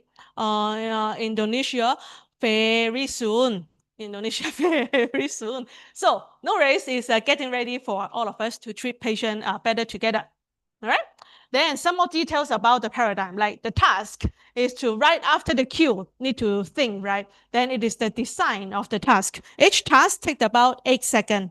8 seconds. So at the 0 second, at the 0 second is the attention sound. Then the patient know that I have to pay attention now. At the second is the audio cue, left, right. And right after the cue, the patient need to start imagining the dorsiflexion movement.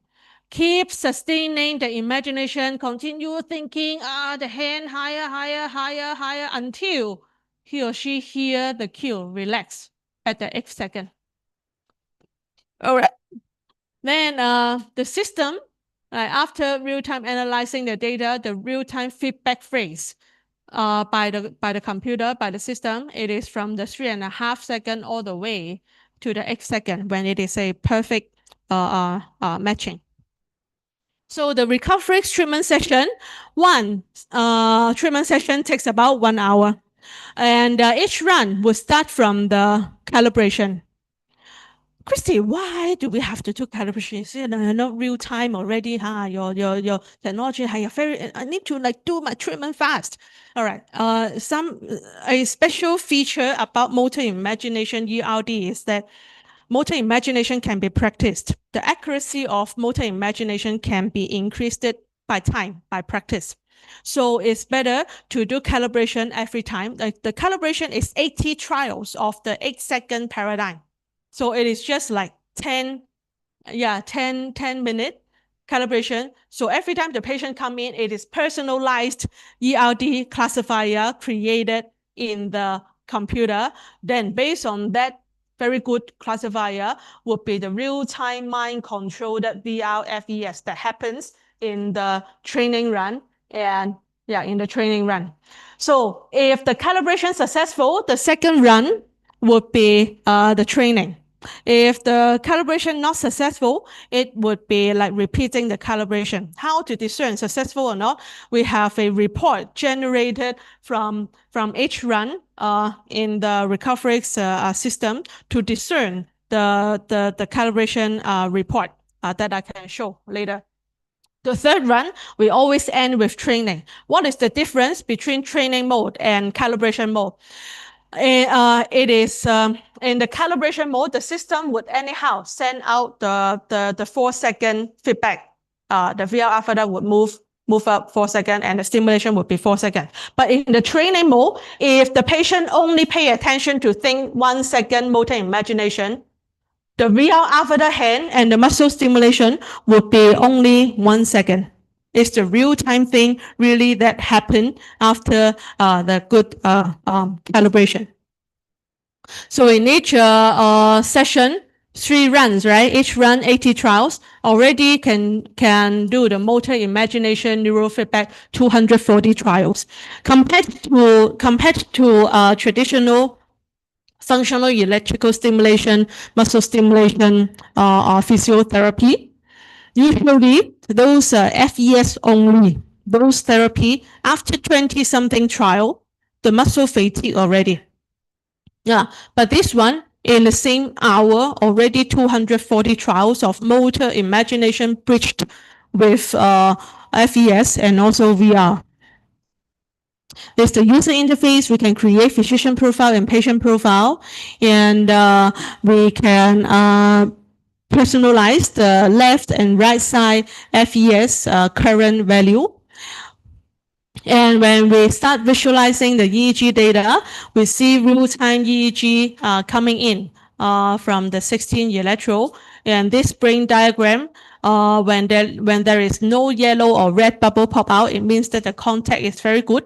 The user, the therapist would see this scope. The patient would only see the VR avatar. The therapist would know what is the next cue and what are the next 5 cues.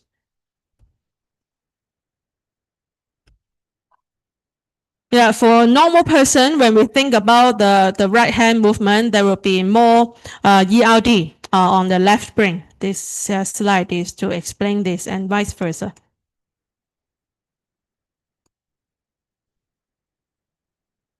Right. How much time do I have? Like 1 more hour? 10 minutes? The whole slot.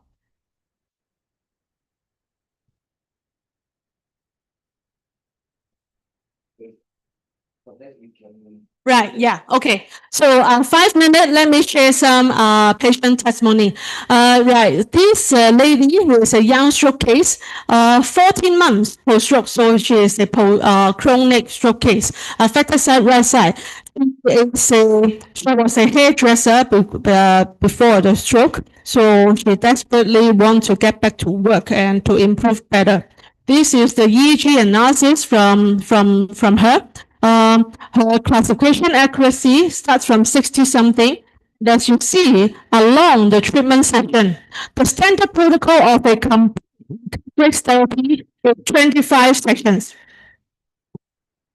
It's 25 sessions. So in total, it's about 6,000 trials of left or right trials.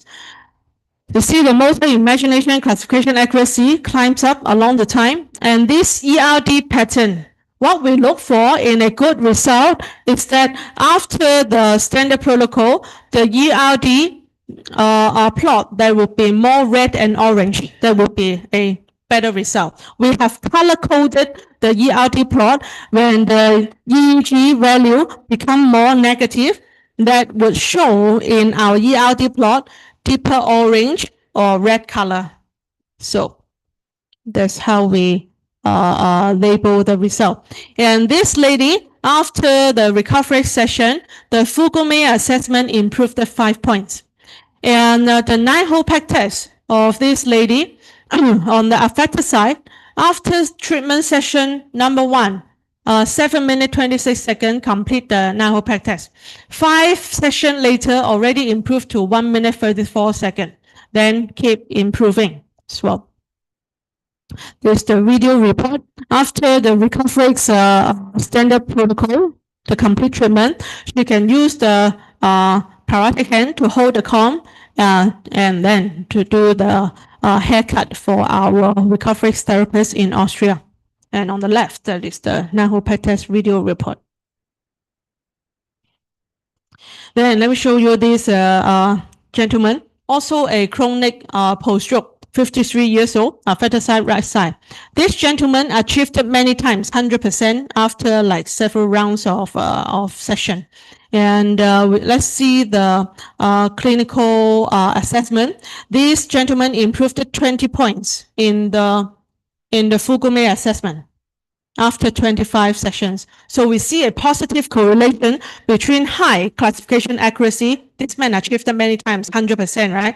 We see positive correlation between high classification accuracy and the clinical outcome. So we always encourage the patient in our clinic to like really pay attention in the motor imagination task, achieve higher accuracy in a way to encourage and for a better patient outcome.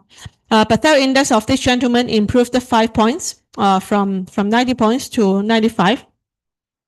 And 9-hole peg test for this gentleman, the affected side in the beginning is not possible to do it. And even in the first 17 session, also not possible to do it. But this gentleman understand the standard protocol, 25 sessions, and comply and complete the standard protocol. And you see, after the 18th session, already improved to 10 minutes, 22 seconds. Yeah, and like afterwards, even improving even faster. After 25 session, 2 minutes 53 seconds, complete the 9-hole peg test. So in overall, it's from not possible to 2 minutes 53 seconds. Yeah, then this is the wrist rotation, improved from 90 degrees to 120. Then the video below, it is one task in the Bethel index assessment, put down the arm and point to the nose. You see before recovery is coordination compromise, but after recovery, you see put on the arm more smoothly and point to the nose faster. All right, so this gives you an insight of the patient improvement. We have a lot of these pre and post video and success story on our YouTube channel. You just look for it, GTEC Medical Engineering YouTube channel. You can have a lot of this testimony. Then let's move forward to the demonstration. Like this, okay? Like this. Yeah, I'm saying now we can go for the demonstration. Right. Yeah, who would be Good for this session. Yeah. Yeah. Okay. Is our chief department ready to volunteer? No. Ya, selama kita ini ya, selama menunggu setupnya, jadi setelah dijelaskan oleh Miss Kristi tadi bahwa singkatnya CI ini bekerja dalam ada suatu loop ya, ada suatu lingkaran respon begitu, ada 3 poin utama. Yang pertama, hasil membayangkan suatu gerakan, kemudian dideteksi oleh EEG-nya ini. Setelah dideteksi maka akan timbul sinyal yang bisa sinyal satu, sinyalnya bisa di komputer atau sinyalnya berupa gerakan dari face-nya. Face-nya itu menstimulasi pergerakan elektrik di tangan yang sudah kita. Nah, sebelum kita bekerja dengan baik, maka memang alatnya setelah dipasang itu harus dikalibrasi dulu.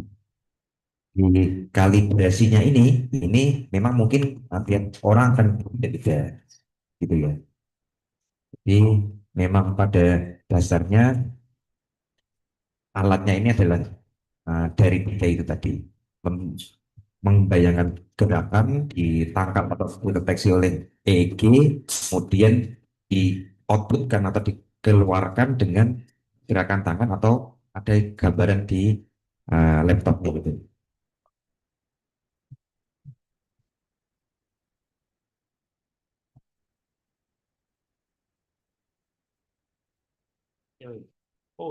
Mungkin kalau mau ada yang mendekat sambil lihat dari alatnya kerja Pengen delok langsung berarti kan jadi propagandis. atau gambaran yang di sini bisa diperbesar.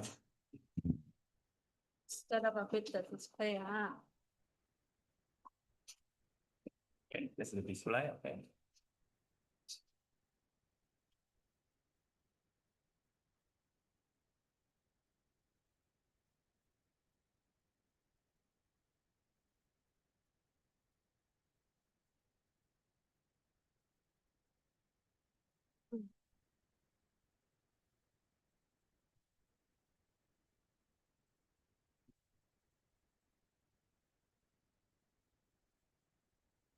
Ini Dokter Ivan sudah dipasang elektroda untuk face-nya, functional electrical stimulation.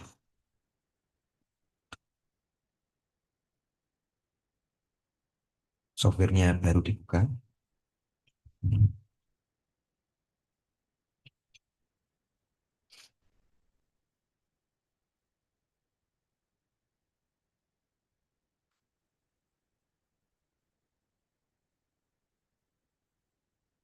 When we use the EEG cap. Memang. Sabar bos.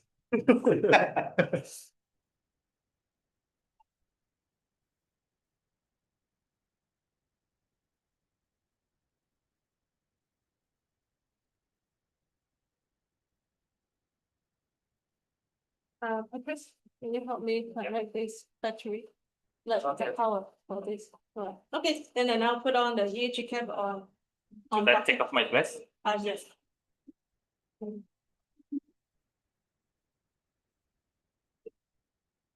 EEG-nya pasang. Kan gampang masangnya kan harus pakai ukur. Sensible sekali. Pasang tak ngukur 10-20. Kayaknya ada tetap. Tadi yang ditanya Mas Wildan awal tadi loh.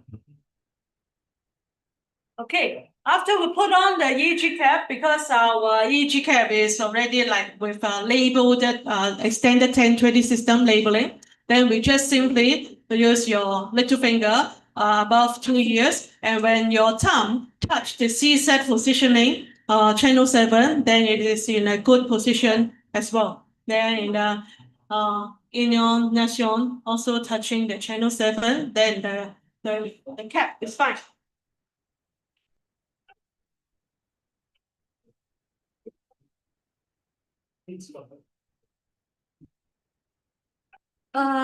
Then maybe for better viewing, please put it over like that.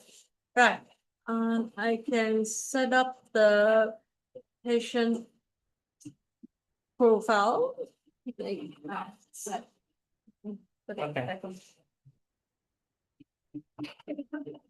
Yeah, you have last name. I will check one.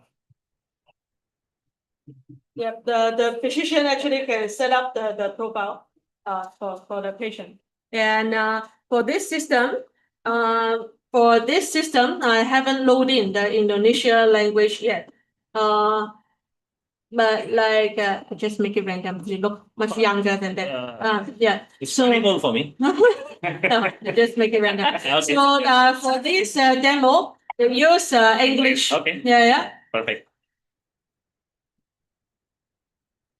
Then we can set up how the raw data is saved in this local computer. So let's say you can choose it as Mawadi Hospital 001 something.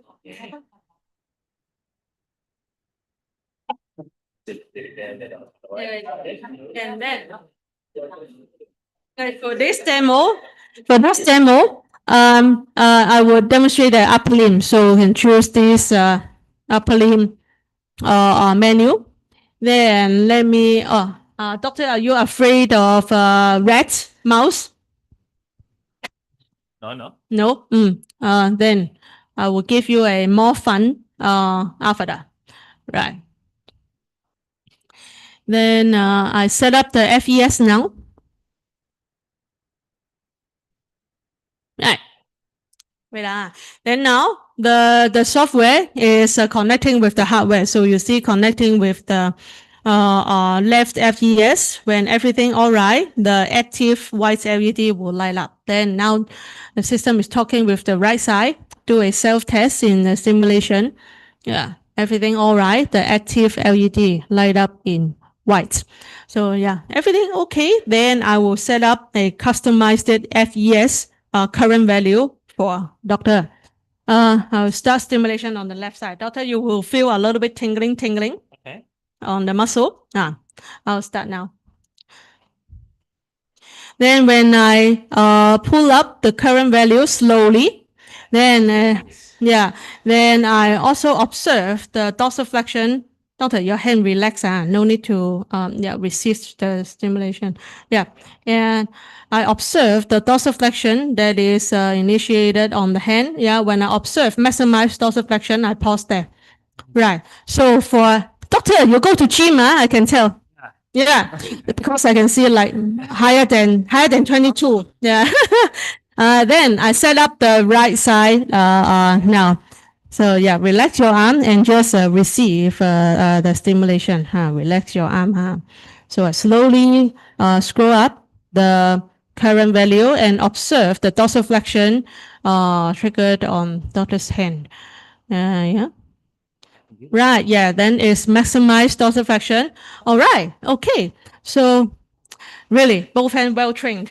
Okay, well trained. Thank you. Good. So let's see some maybe for better viewing then I just simply duplicate the You duplicate the duplicate.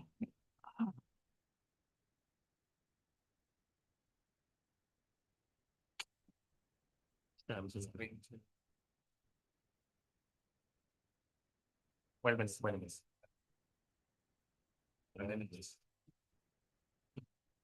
Mana? Mau kursornya di situ. Just need to make the mouse come here. Yeah. Should be less. Wait a minute. Yes.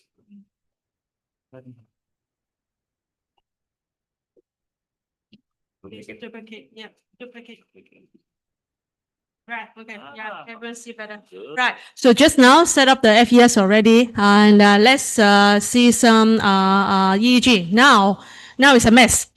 Why is it a mess? Because like all this yellow bubble and red bubble pop out. Then what did I not yet done? I need to add gel in the electrode, right? So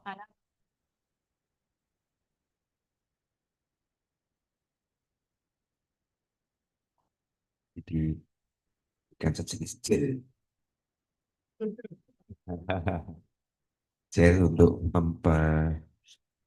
memperkecil impedannya. let everyone try touching the gel. Like put a little bit on the finger. Yep. Then let them try. It's very water soluble, pleasant feeling. Is it the same like EEG, ECG gel, or is it different? Well, it is Almost same. Almost same. Yeah. Our own gel. Jadi Just nggak tahu lengket. our gel with our electrode.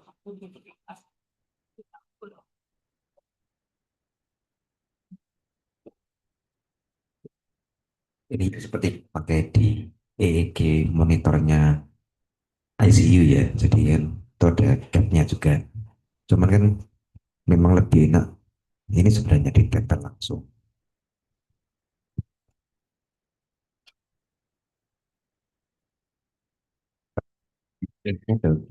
Atau kita nyoba tuh ICU itu ini memang lebih tempel konvensional. Yeah.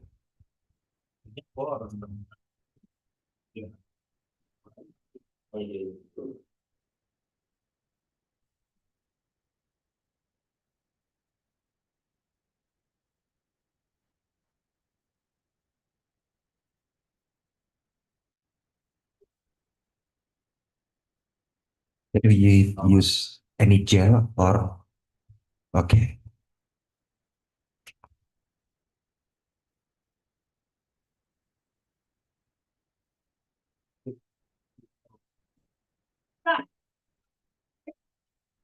Give some space to the doctor. There you see those EEG signal. Low amplitude and EEG coming in just now. Doctor blink. Doctor, can you blink once? Yeah, the eye blink is there. Can you bite your teeth once?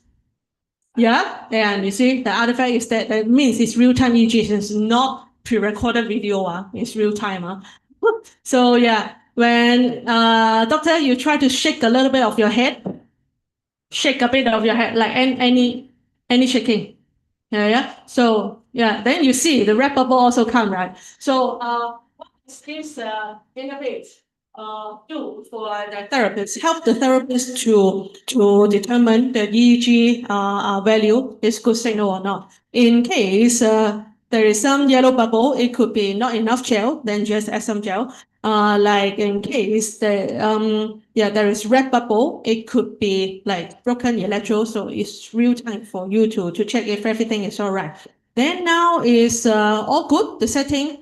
EEG is nice, FES configured, and doctor choose a more fun avatar that is the slap a rat game. So now I tell doctor how to do this motor imagination task. So doctor, later on, you put on the headphone, you will see, I will help you. You will see a rat coming out. For example, if the rat come out from the right side, you will start imagining dorsiflexing your hand, moving up your hand higher, because you want to slap away the rat who is trying to steal your cheese. Only imagine, no need to move, okay? Yeah, so try to protect as much cheese as possible. And the key is really have to sustain your imagination of moving up the hand. Sustain, continue the hand higher until you hear relax. All right. Then after this first practice, we will see a report. Let's see the score of the first round. All right. Okay. Yeah,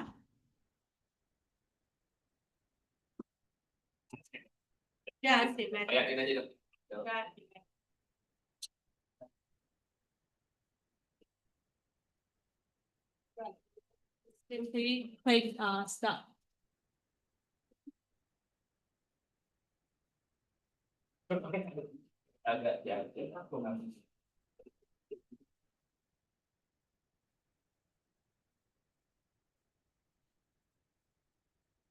can see that give some space, and you see the seven pretty simple, just one small table, and and back of the amplifier, just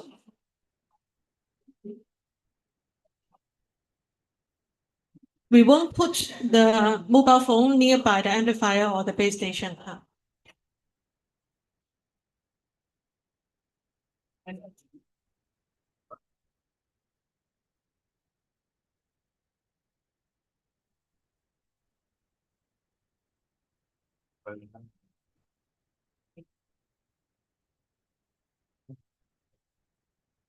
Ini ya sedang menyinkronkan, jadi dokter Rifan membayangkan tangannya bergerak sehingga ketika EEG nanti mendeteksi akan dibaca oleh EEG-nya sebagai pergerakan. Ini membayangkan pergerakan tangan sesuai dengan layar yang sesuai dengan instruksi di layar.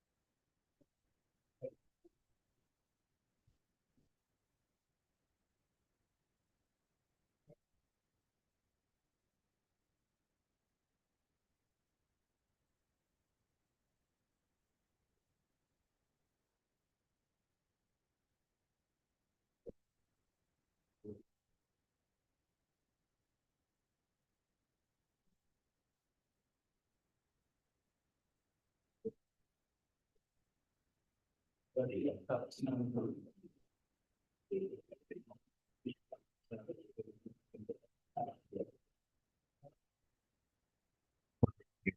butuh waktu sekitar 10 menit menyamakan gelombang yang dibaca EEG dengan stimulasi output di face-nya.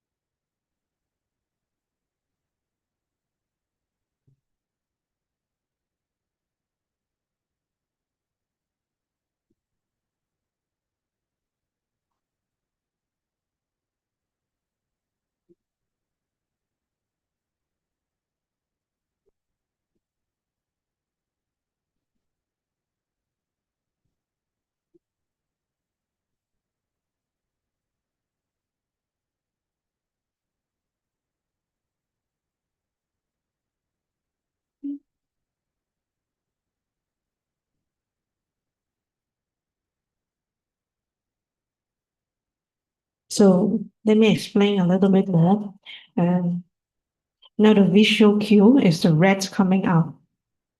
Right after the rats coming out, doctor has to only imagine moving up the hand higher, higher, higher until he hear relax in the headphone. So you see on the screen that after the hand moving is a feedback, is a result, is a reward from the motor imagination. And in my presentation just now, I mentioned that in the recovery section, it starts from calibration. Now doctor is in a calibration phase. In the calibration phase, the doctor got to practice what is the motor imagination task, and for the machine to learn about how the EEG pattern, ERD pattern looks like, to create a classifier. All right, now is a relaxed period. In each run, we have 80 trials, right? In the middle of each run, so every 40 trials, we have a relaxed period.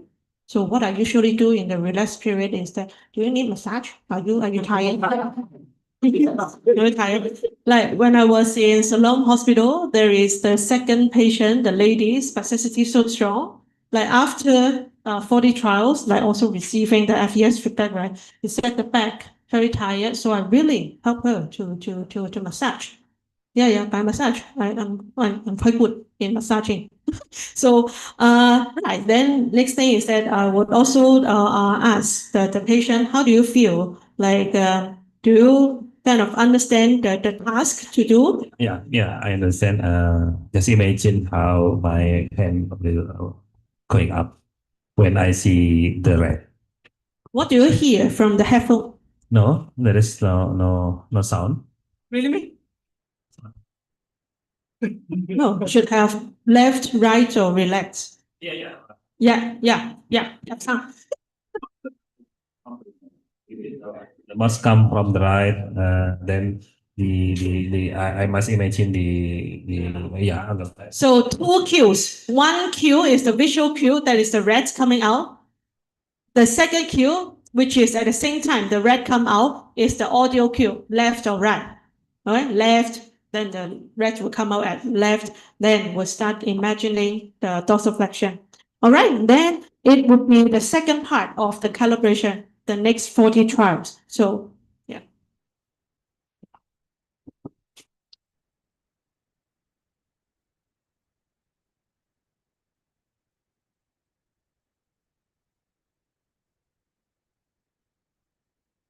Jadi masuk seksi trialnya, di mana seperti yang looping yang disampaikan tadi ya, bahwa dari otak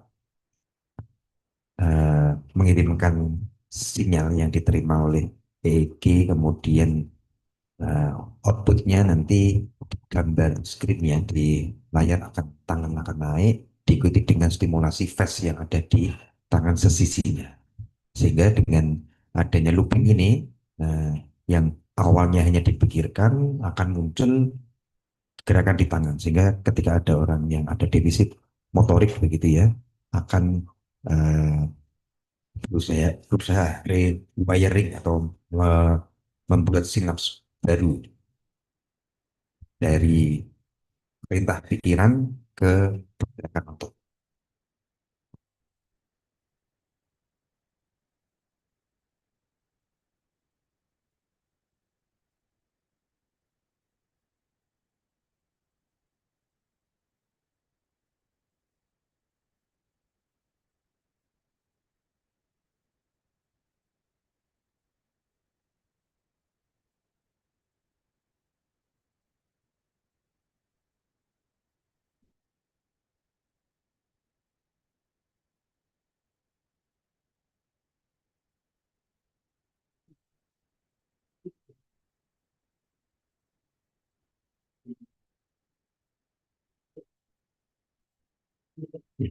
Jika ada pertanyaan bisa di chat ya, atau langsung mungkin ada yang ditanyakan dari teman-teman sekalian sambil kita menunggu.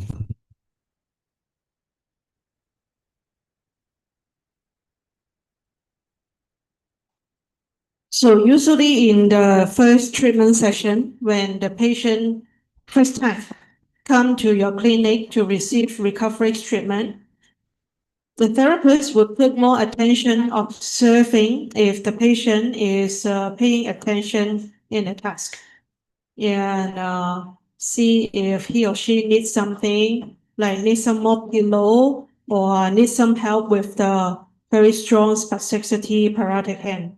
Then to adapt, adjust to make sure the patient is sitting comfortably to do the motor imagination task. How consumption caffeine for the practice? The caffeine is like a more important the AQ. Some patient, like what we do in our Austria flagship clinic, we do have a coffee machine. The patient would ask for coffee before they start the session. And yes, the patient who can receive this treatment, yes, the patient need to be able to differentiate left or right side and able to understand simple instruction like what I did just now, like need to understand the instruction. Okay, for some stroke patient, they could be very serious, the stroke. That after the stroke, like cognitive really impaired, cannot differentiate left or right side. So unfortunately, those people cannot do the motor imagination task in recovery. But we do have another PCI system. We do have another PCI system that is called Mind Beagle that can communicate yes/no questions with coma, disorders of consciousness, even ALS patients to communicate yes/no questions with DOC, ALS patient, using the PCI paradigm. So yeah, as I said, like what is the clinical or research need that that all of you have? Just feel free to let us know. Then we can recommend the corresponding PCI system.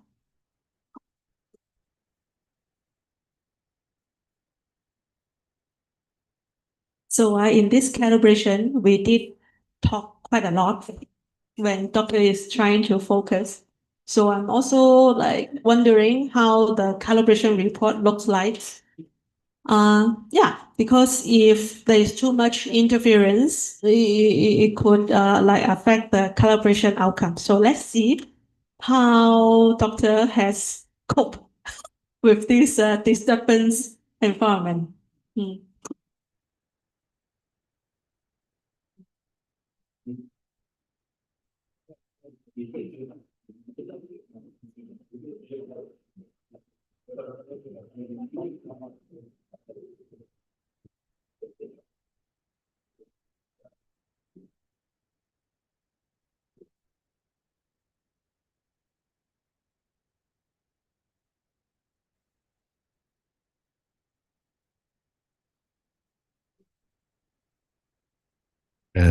Explain this. This is the in session. The challenges in session with session.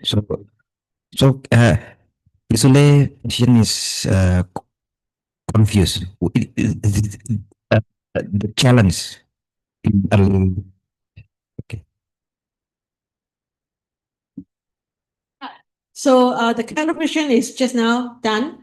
It is the classification accuracy that is 61, which is pretty good as a first timer. No problem. And this one, the bubble becomes yellow. That means there is some artifact. Doctor, I see you are receiving. Did you like really have to like? Did you relax your arm? Yeah, relax, right? And right. Then this accuracy plot is the most important. What we look for in a successful calibration is that the significance score is here because it is randomized left or right side, right? So the significance score in each run will be different. In this case, it's 74. What we look for is that majority of these three lines, the curve, when it is above the significance score, that is a successful calibration. All right. So then what happened now? What do? Then we have the choice to repeat the calibration. That I would take this chance to remind the patient again. All right. So in this upcoming practice, okay, you sit, relax, make sure you're comfortable. If you need pillow, we can arrange. Sit back, relax, make sure not much strength. Not much strength is really like from your body. Yes. Comfortable and relax your arm. You don't need to move. Just think. All right. And now everyone settled. That's a more ideal environment now for doctors. Just now was a challenge for you. They play prank on you, keep on disturbing you. Now you have better environment. Then let's try the calibration again. Focus on the motor imagination now.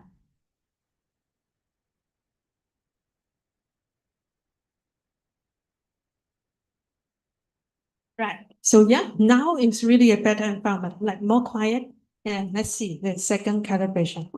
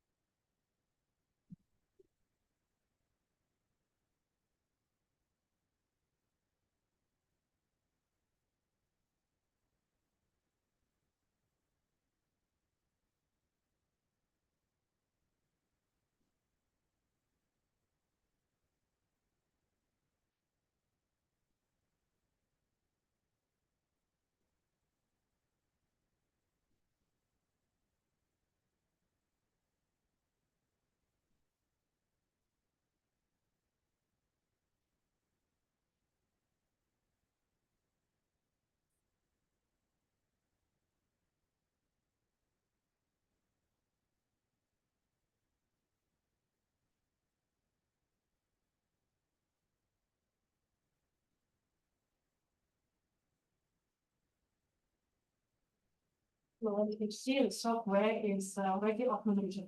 After set up the CAP, FES, you can really go to have your lunch, your coffee. It's automated. Because the rest period, the relax period is 2 minutes, but automatically after 2 minutes, relax period, you're going to start again. So, yeah.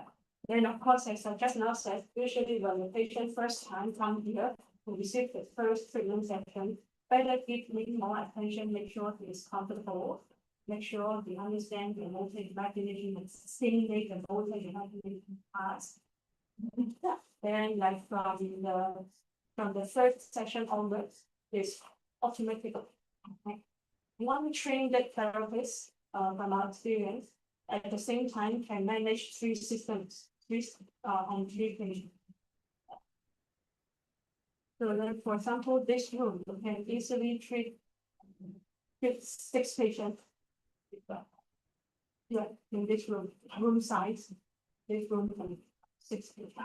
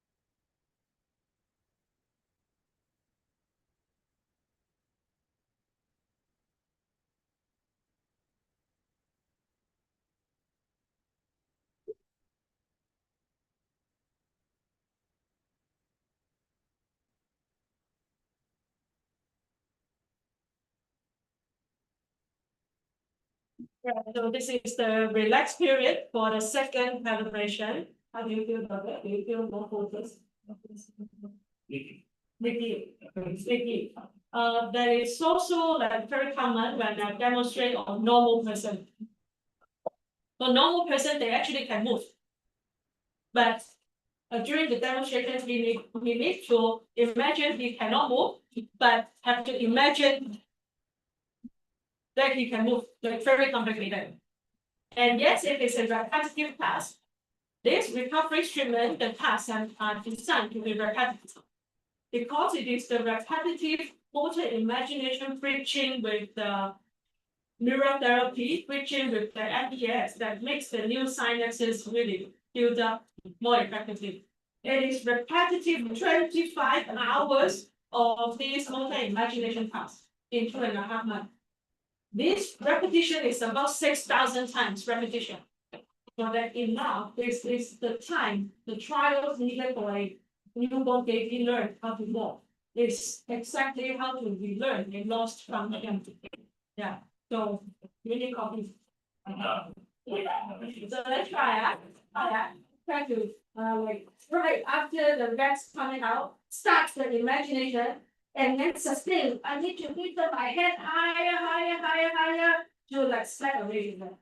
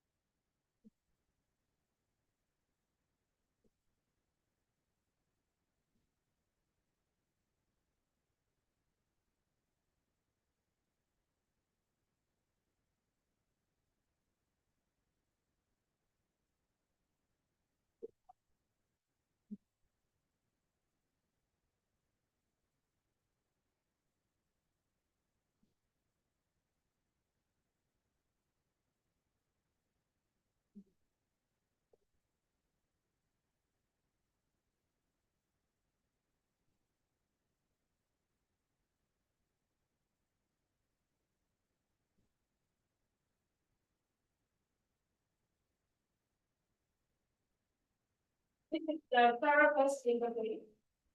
As I said, after like 40 trials, the ERD has started to come out.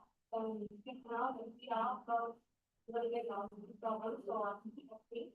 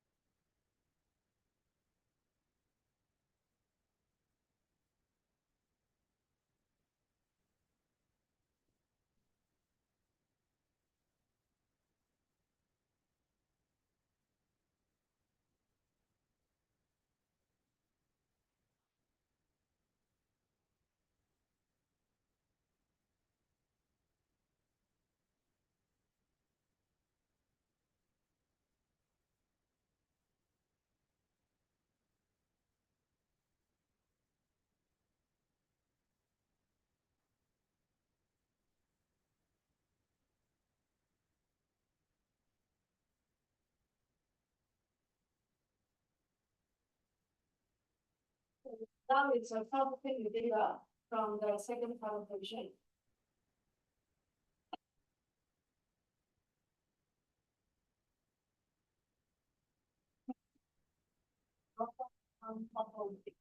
There are 80 bubbles, so each file, one bubble. There's a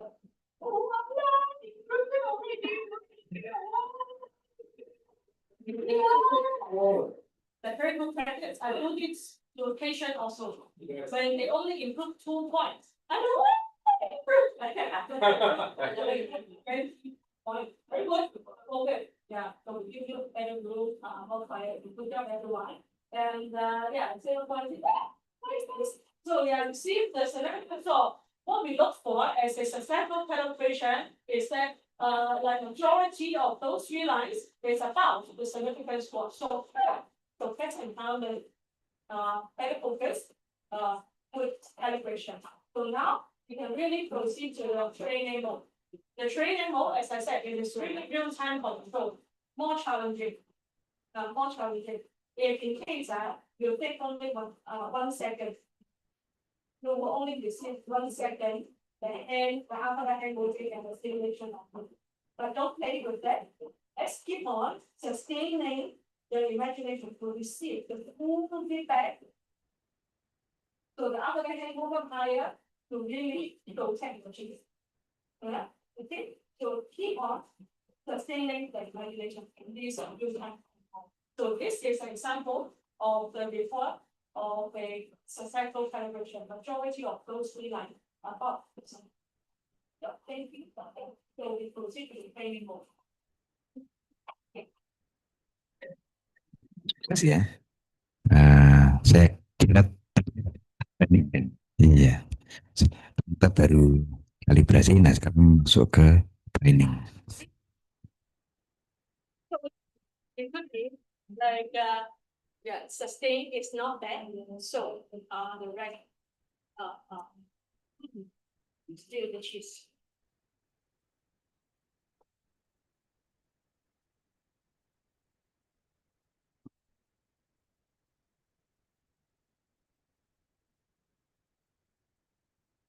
Yeah, yeah, good. That one, good job.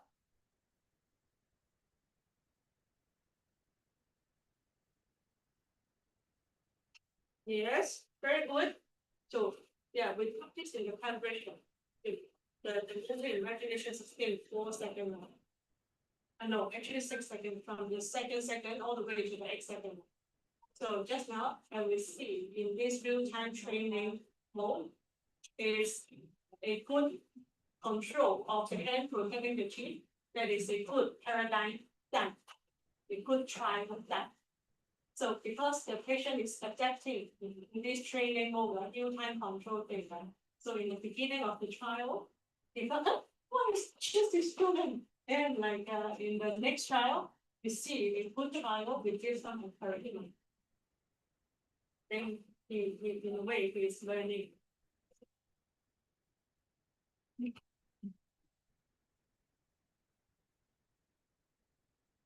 Yes, very nice.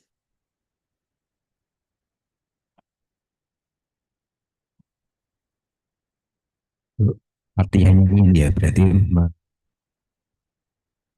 mencegah tikusnya itu mengambil dari kejunya itu dengan cara memikirkan tangan mana yang bergerak ketika tikus itu datang sehingga bisa menghalau dari tikusnya itu.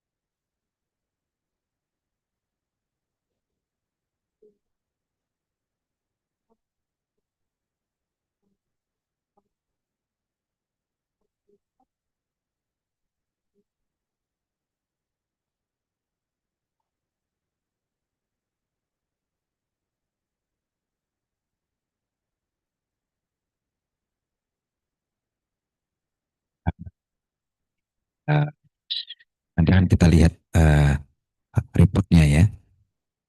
Mungkin satu menit lagi.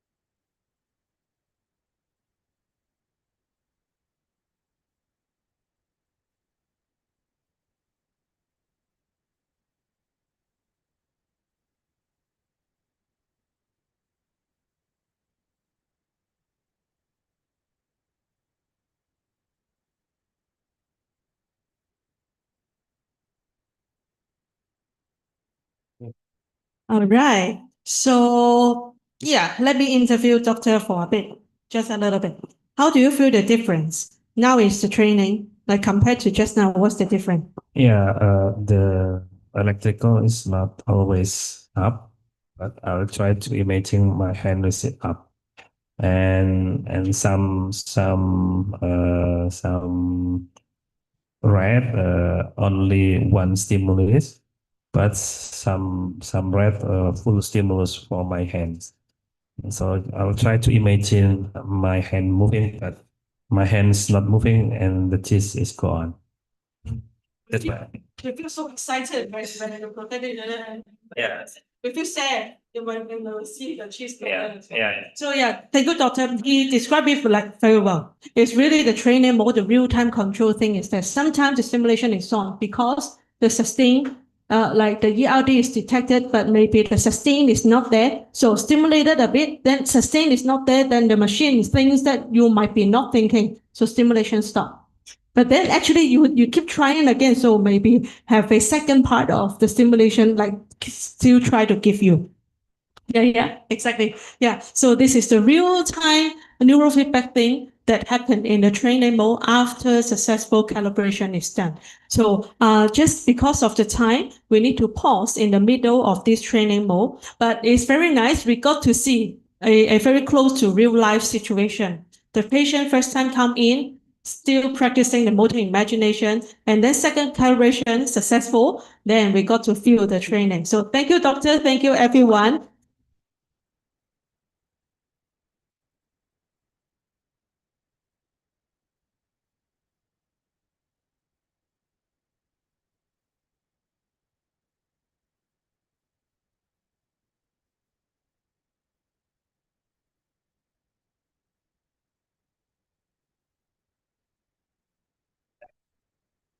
Kita saksikan ya bagaimana PCI dan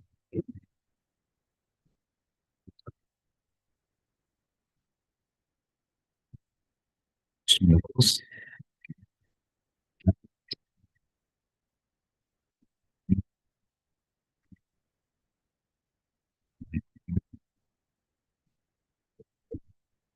sebenarnya jadi dari kita ya,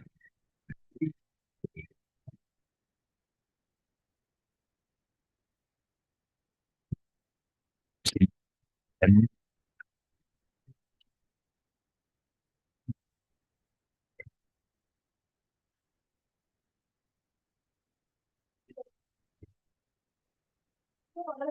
The raw data and the report just now is saved in this recovery's local computer. So you see, this is the section and the report. So it would be the second run we completed. So it's a report of the accumulated data from the successful calibration. Just now we didn't complete the training. So the training part accumulated gives data, not there yet. Yeah. Thank you, thank you. nah itu kan juga ini tidak selesai tapi yang aplikasinya. Tapi ketika kita bisa menyelesaikan satu muncul, ada juga akan muncul laporannya. Itu yang mencoba. Itu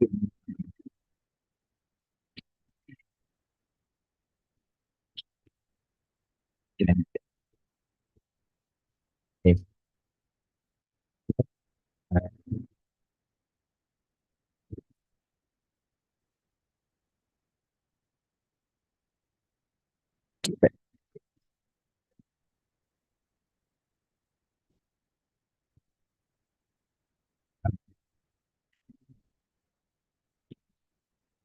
ya,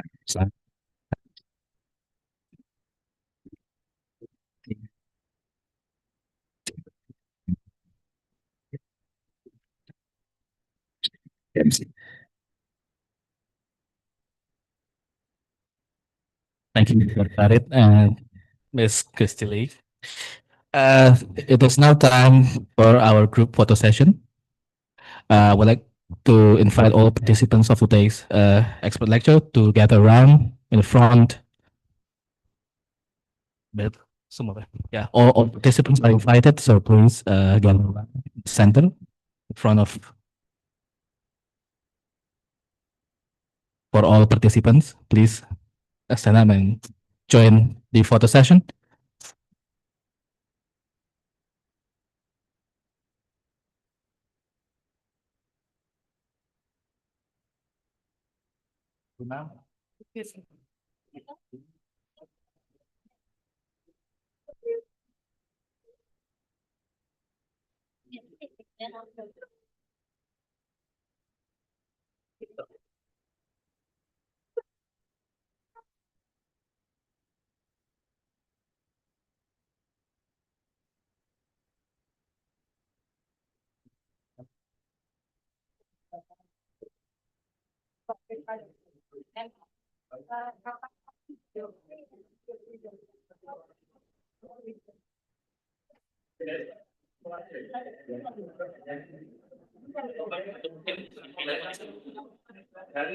Bisa nggak maju?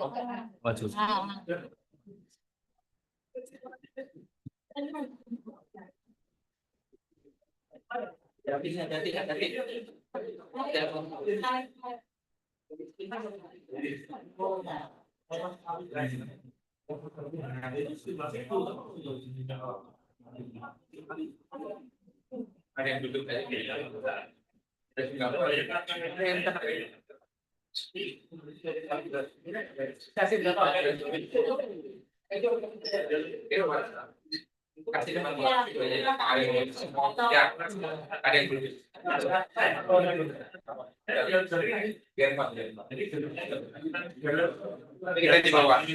Kalibrasi dulu.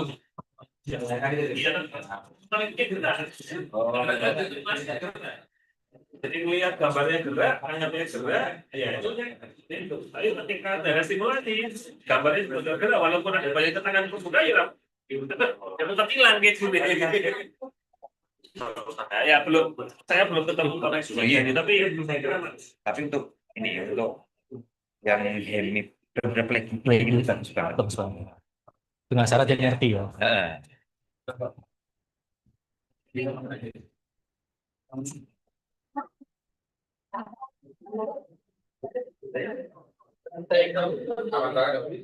Tomorrow afternoon I spoke.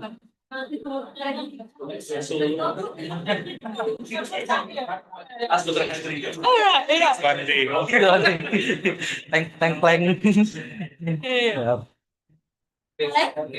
Okay, please sit down.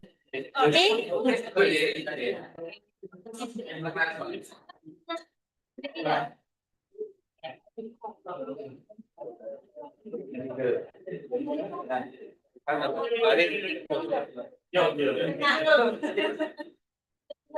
Perhaps all and the honorable speaker for the day. Ya, yang lain gabung aja. Oh ya, oh ya,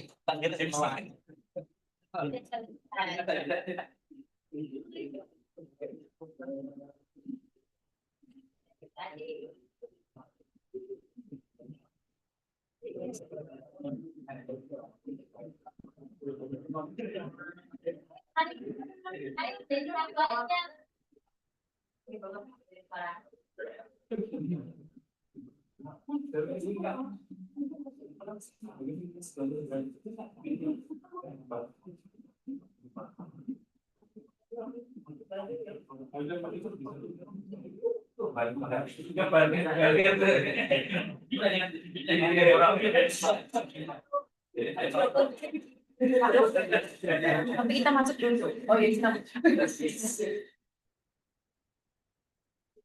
masuk semua.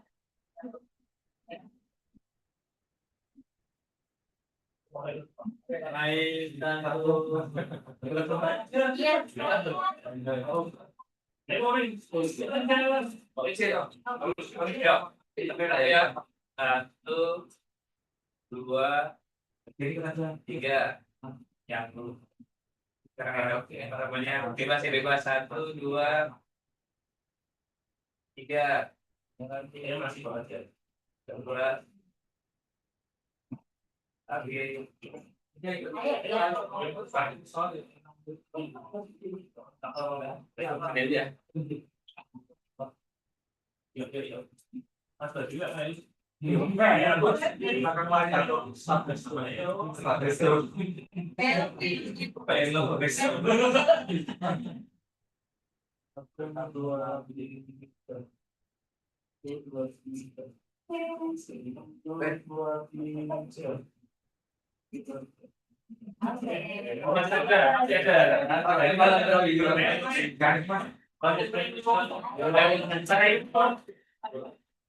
Ya, absen.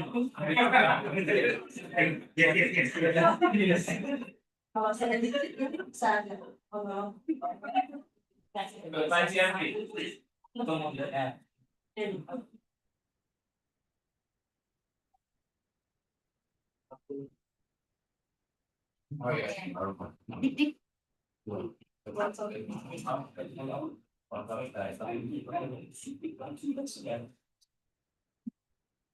dua,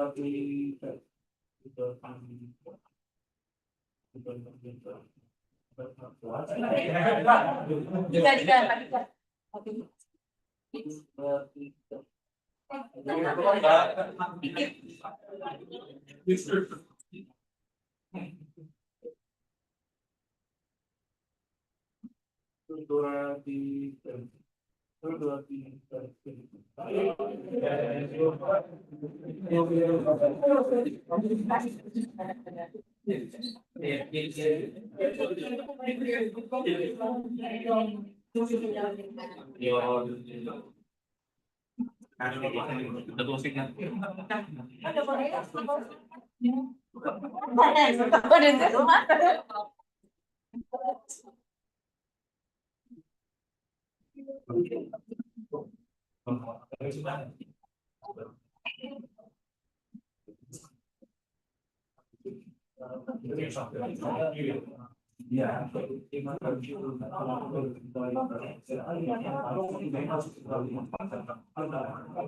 Oh iya iya.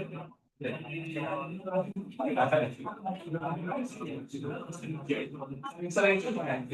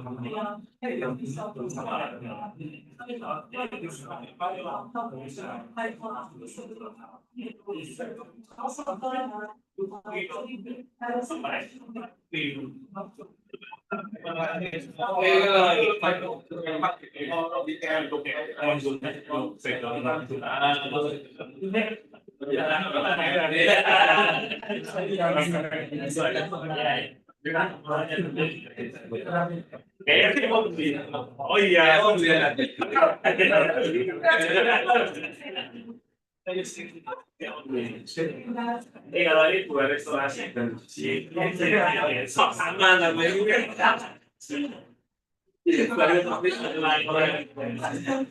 Oh iya. Ini. director.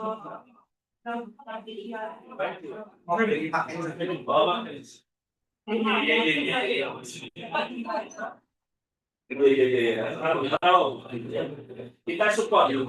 Dan jelas.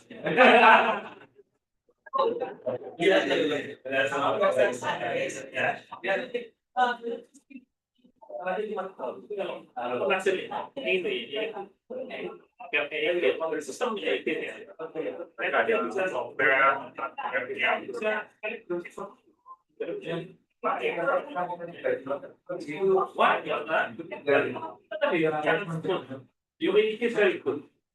Oh, yes. So maybe this one, maybe we wait for only for the CEG. Yeah, because we have really active technology in electronics, so people have internet, which they plan, like something like just then when it's wireless system, because the access you wear just now, we transmit data from your amplifier to computer base station via Wi-Fi. So that's what happened.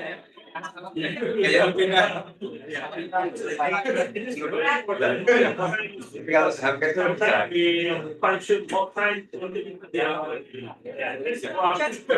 Maybe 30 minutes or maybe 1 hour only to put the electric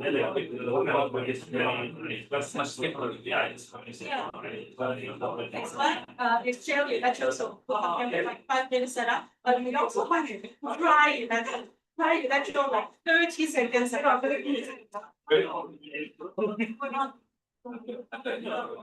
Reasonable pricing.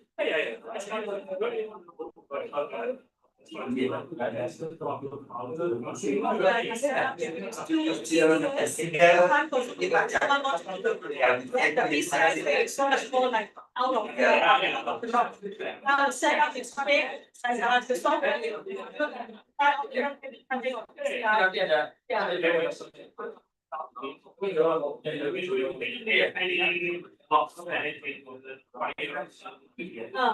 One system we also have invested like catered to your research need.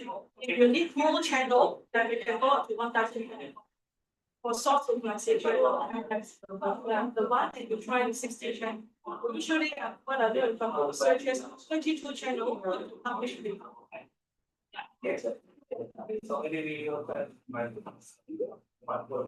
Worse and then other than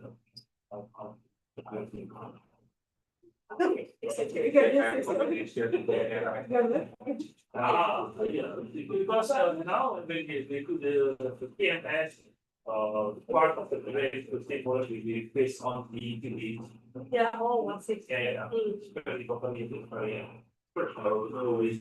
which one how to which one they to similar between to break so we make some more energy between the 7 I think it's very important to have the nice nice setup nice equipment so And even can do the real time modulation. Yeah. yeah ini bos, ini bos. Tapi ini keren kalau kalian mau saya tahu dulu. Selanjutnya adalah hanya kendala masuk. Nah, kalau nggak salah bagus kok jurnalnya. Pasti gambar. Ini saya share tuh. Ya, jadi ini yang saya mau intinya yang paling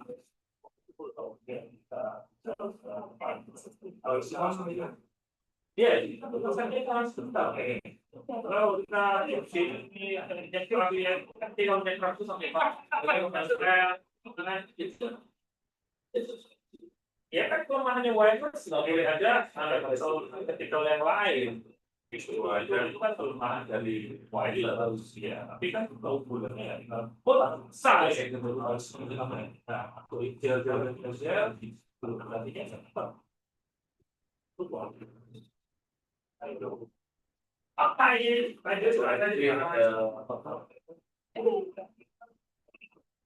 So, yeah. What about practical work?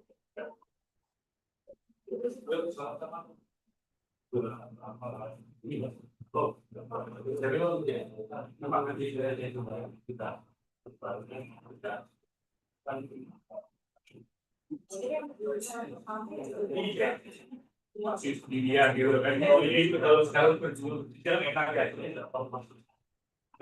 Saya bisa bicara. Itu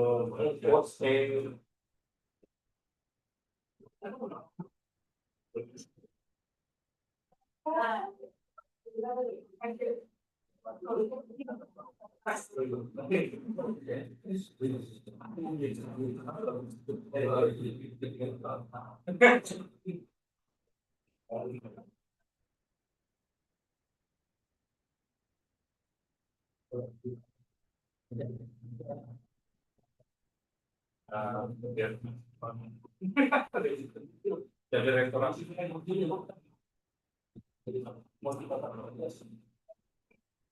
oh ya ada panas ya gitu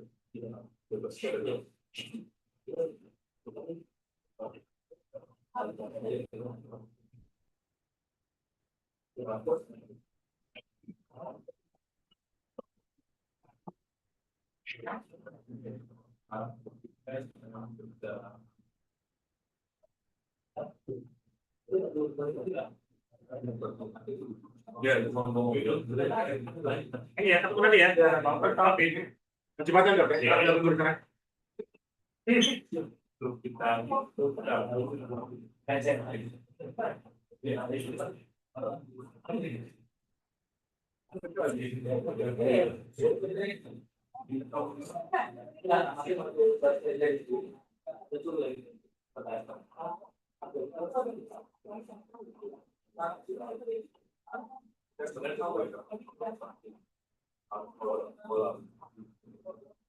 karena kalau dia yang tanpa ada manfaat juga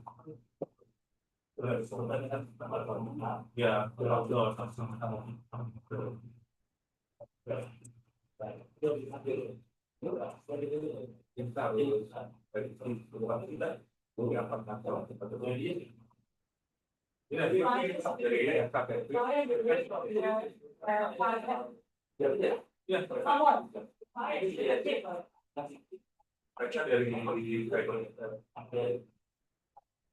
dari tapi belum di luar juga tidak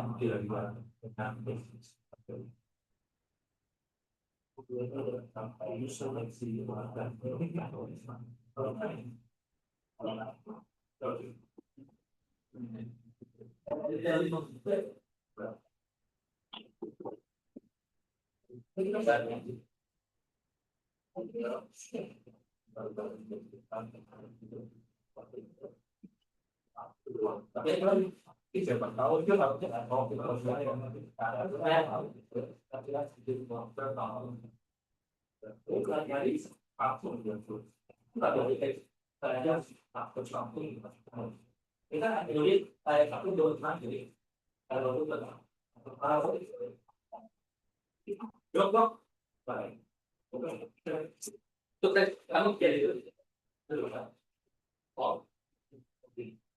nanti kayak soalnya di angkot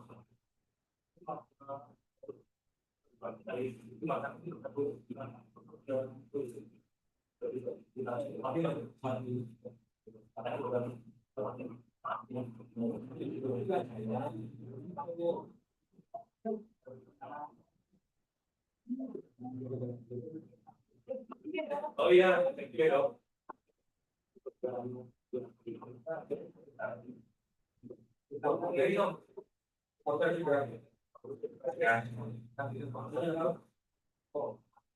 sini kemana saya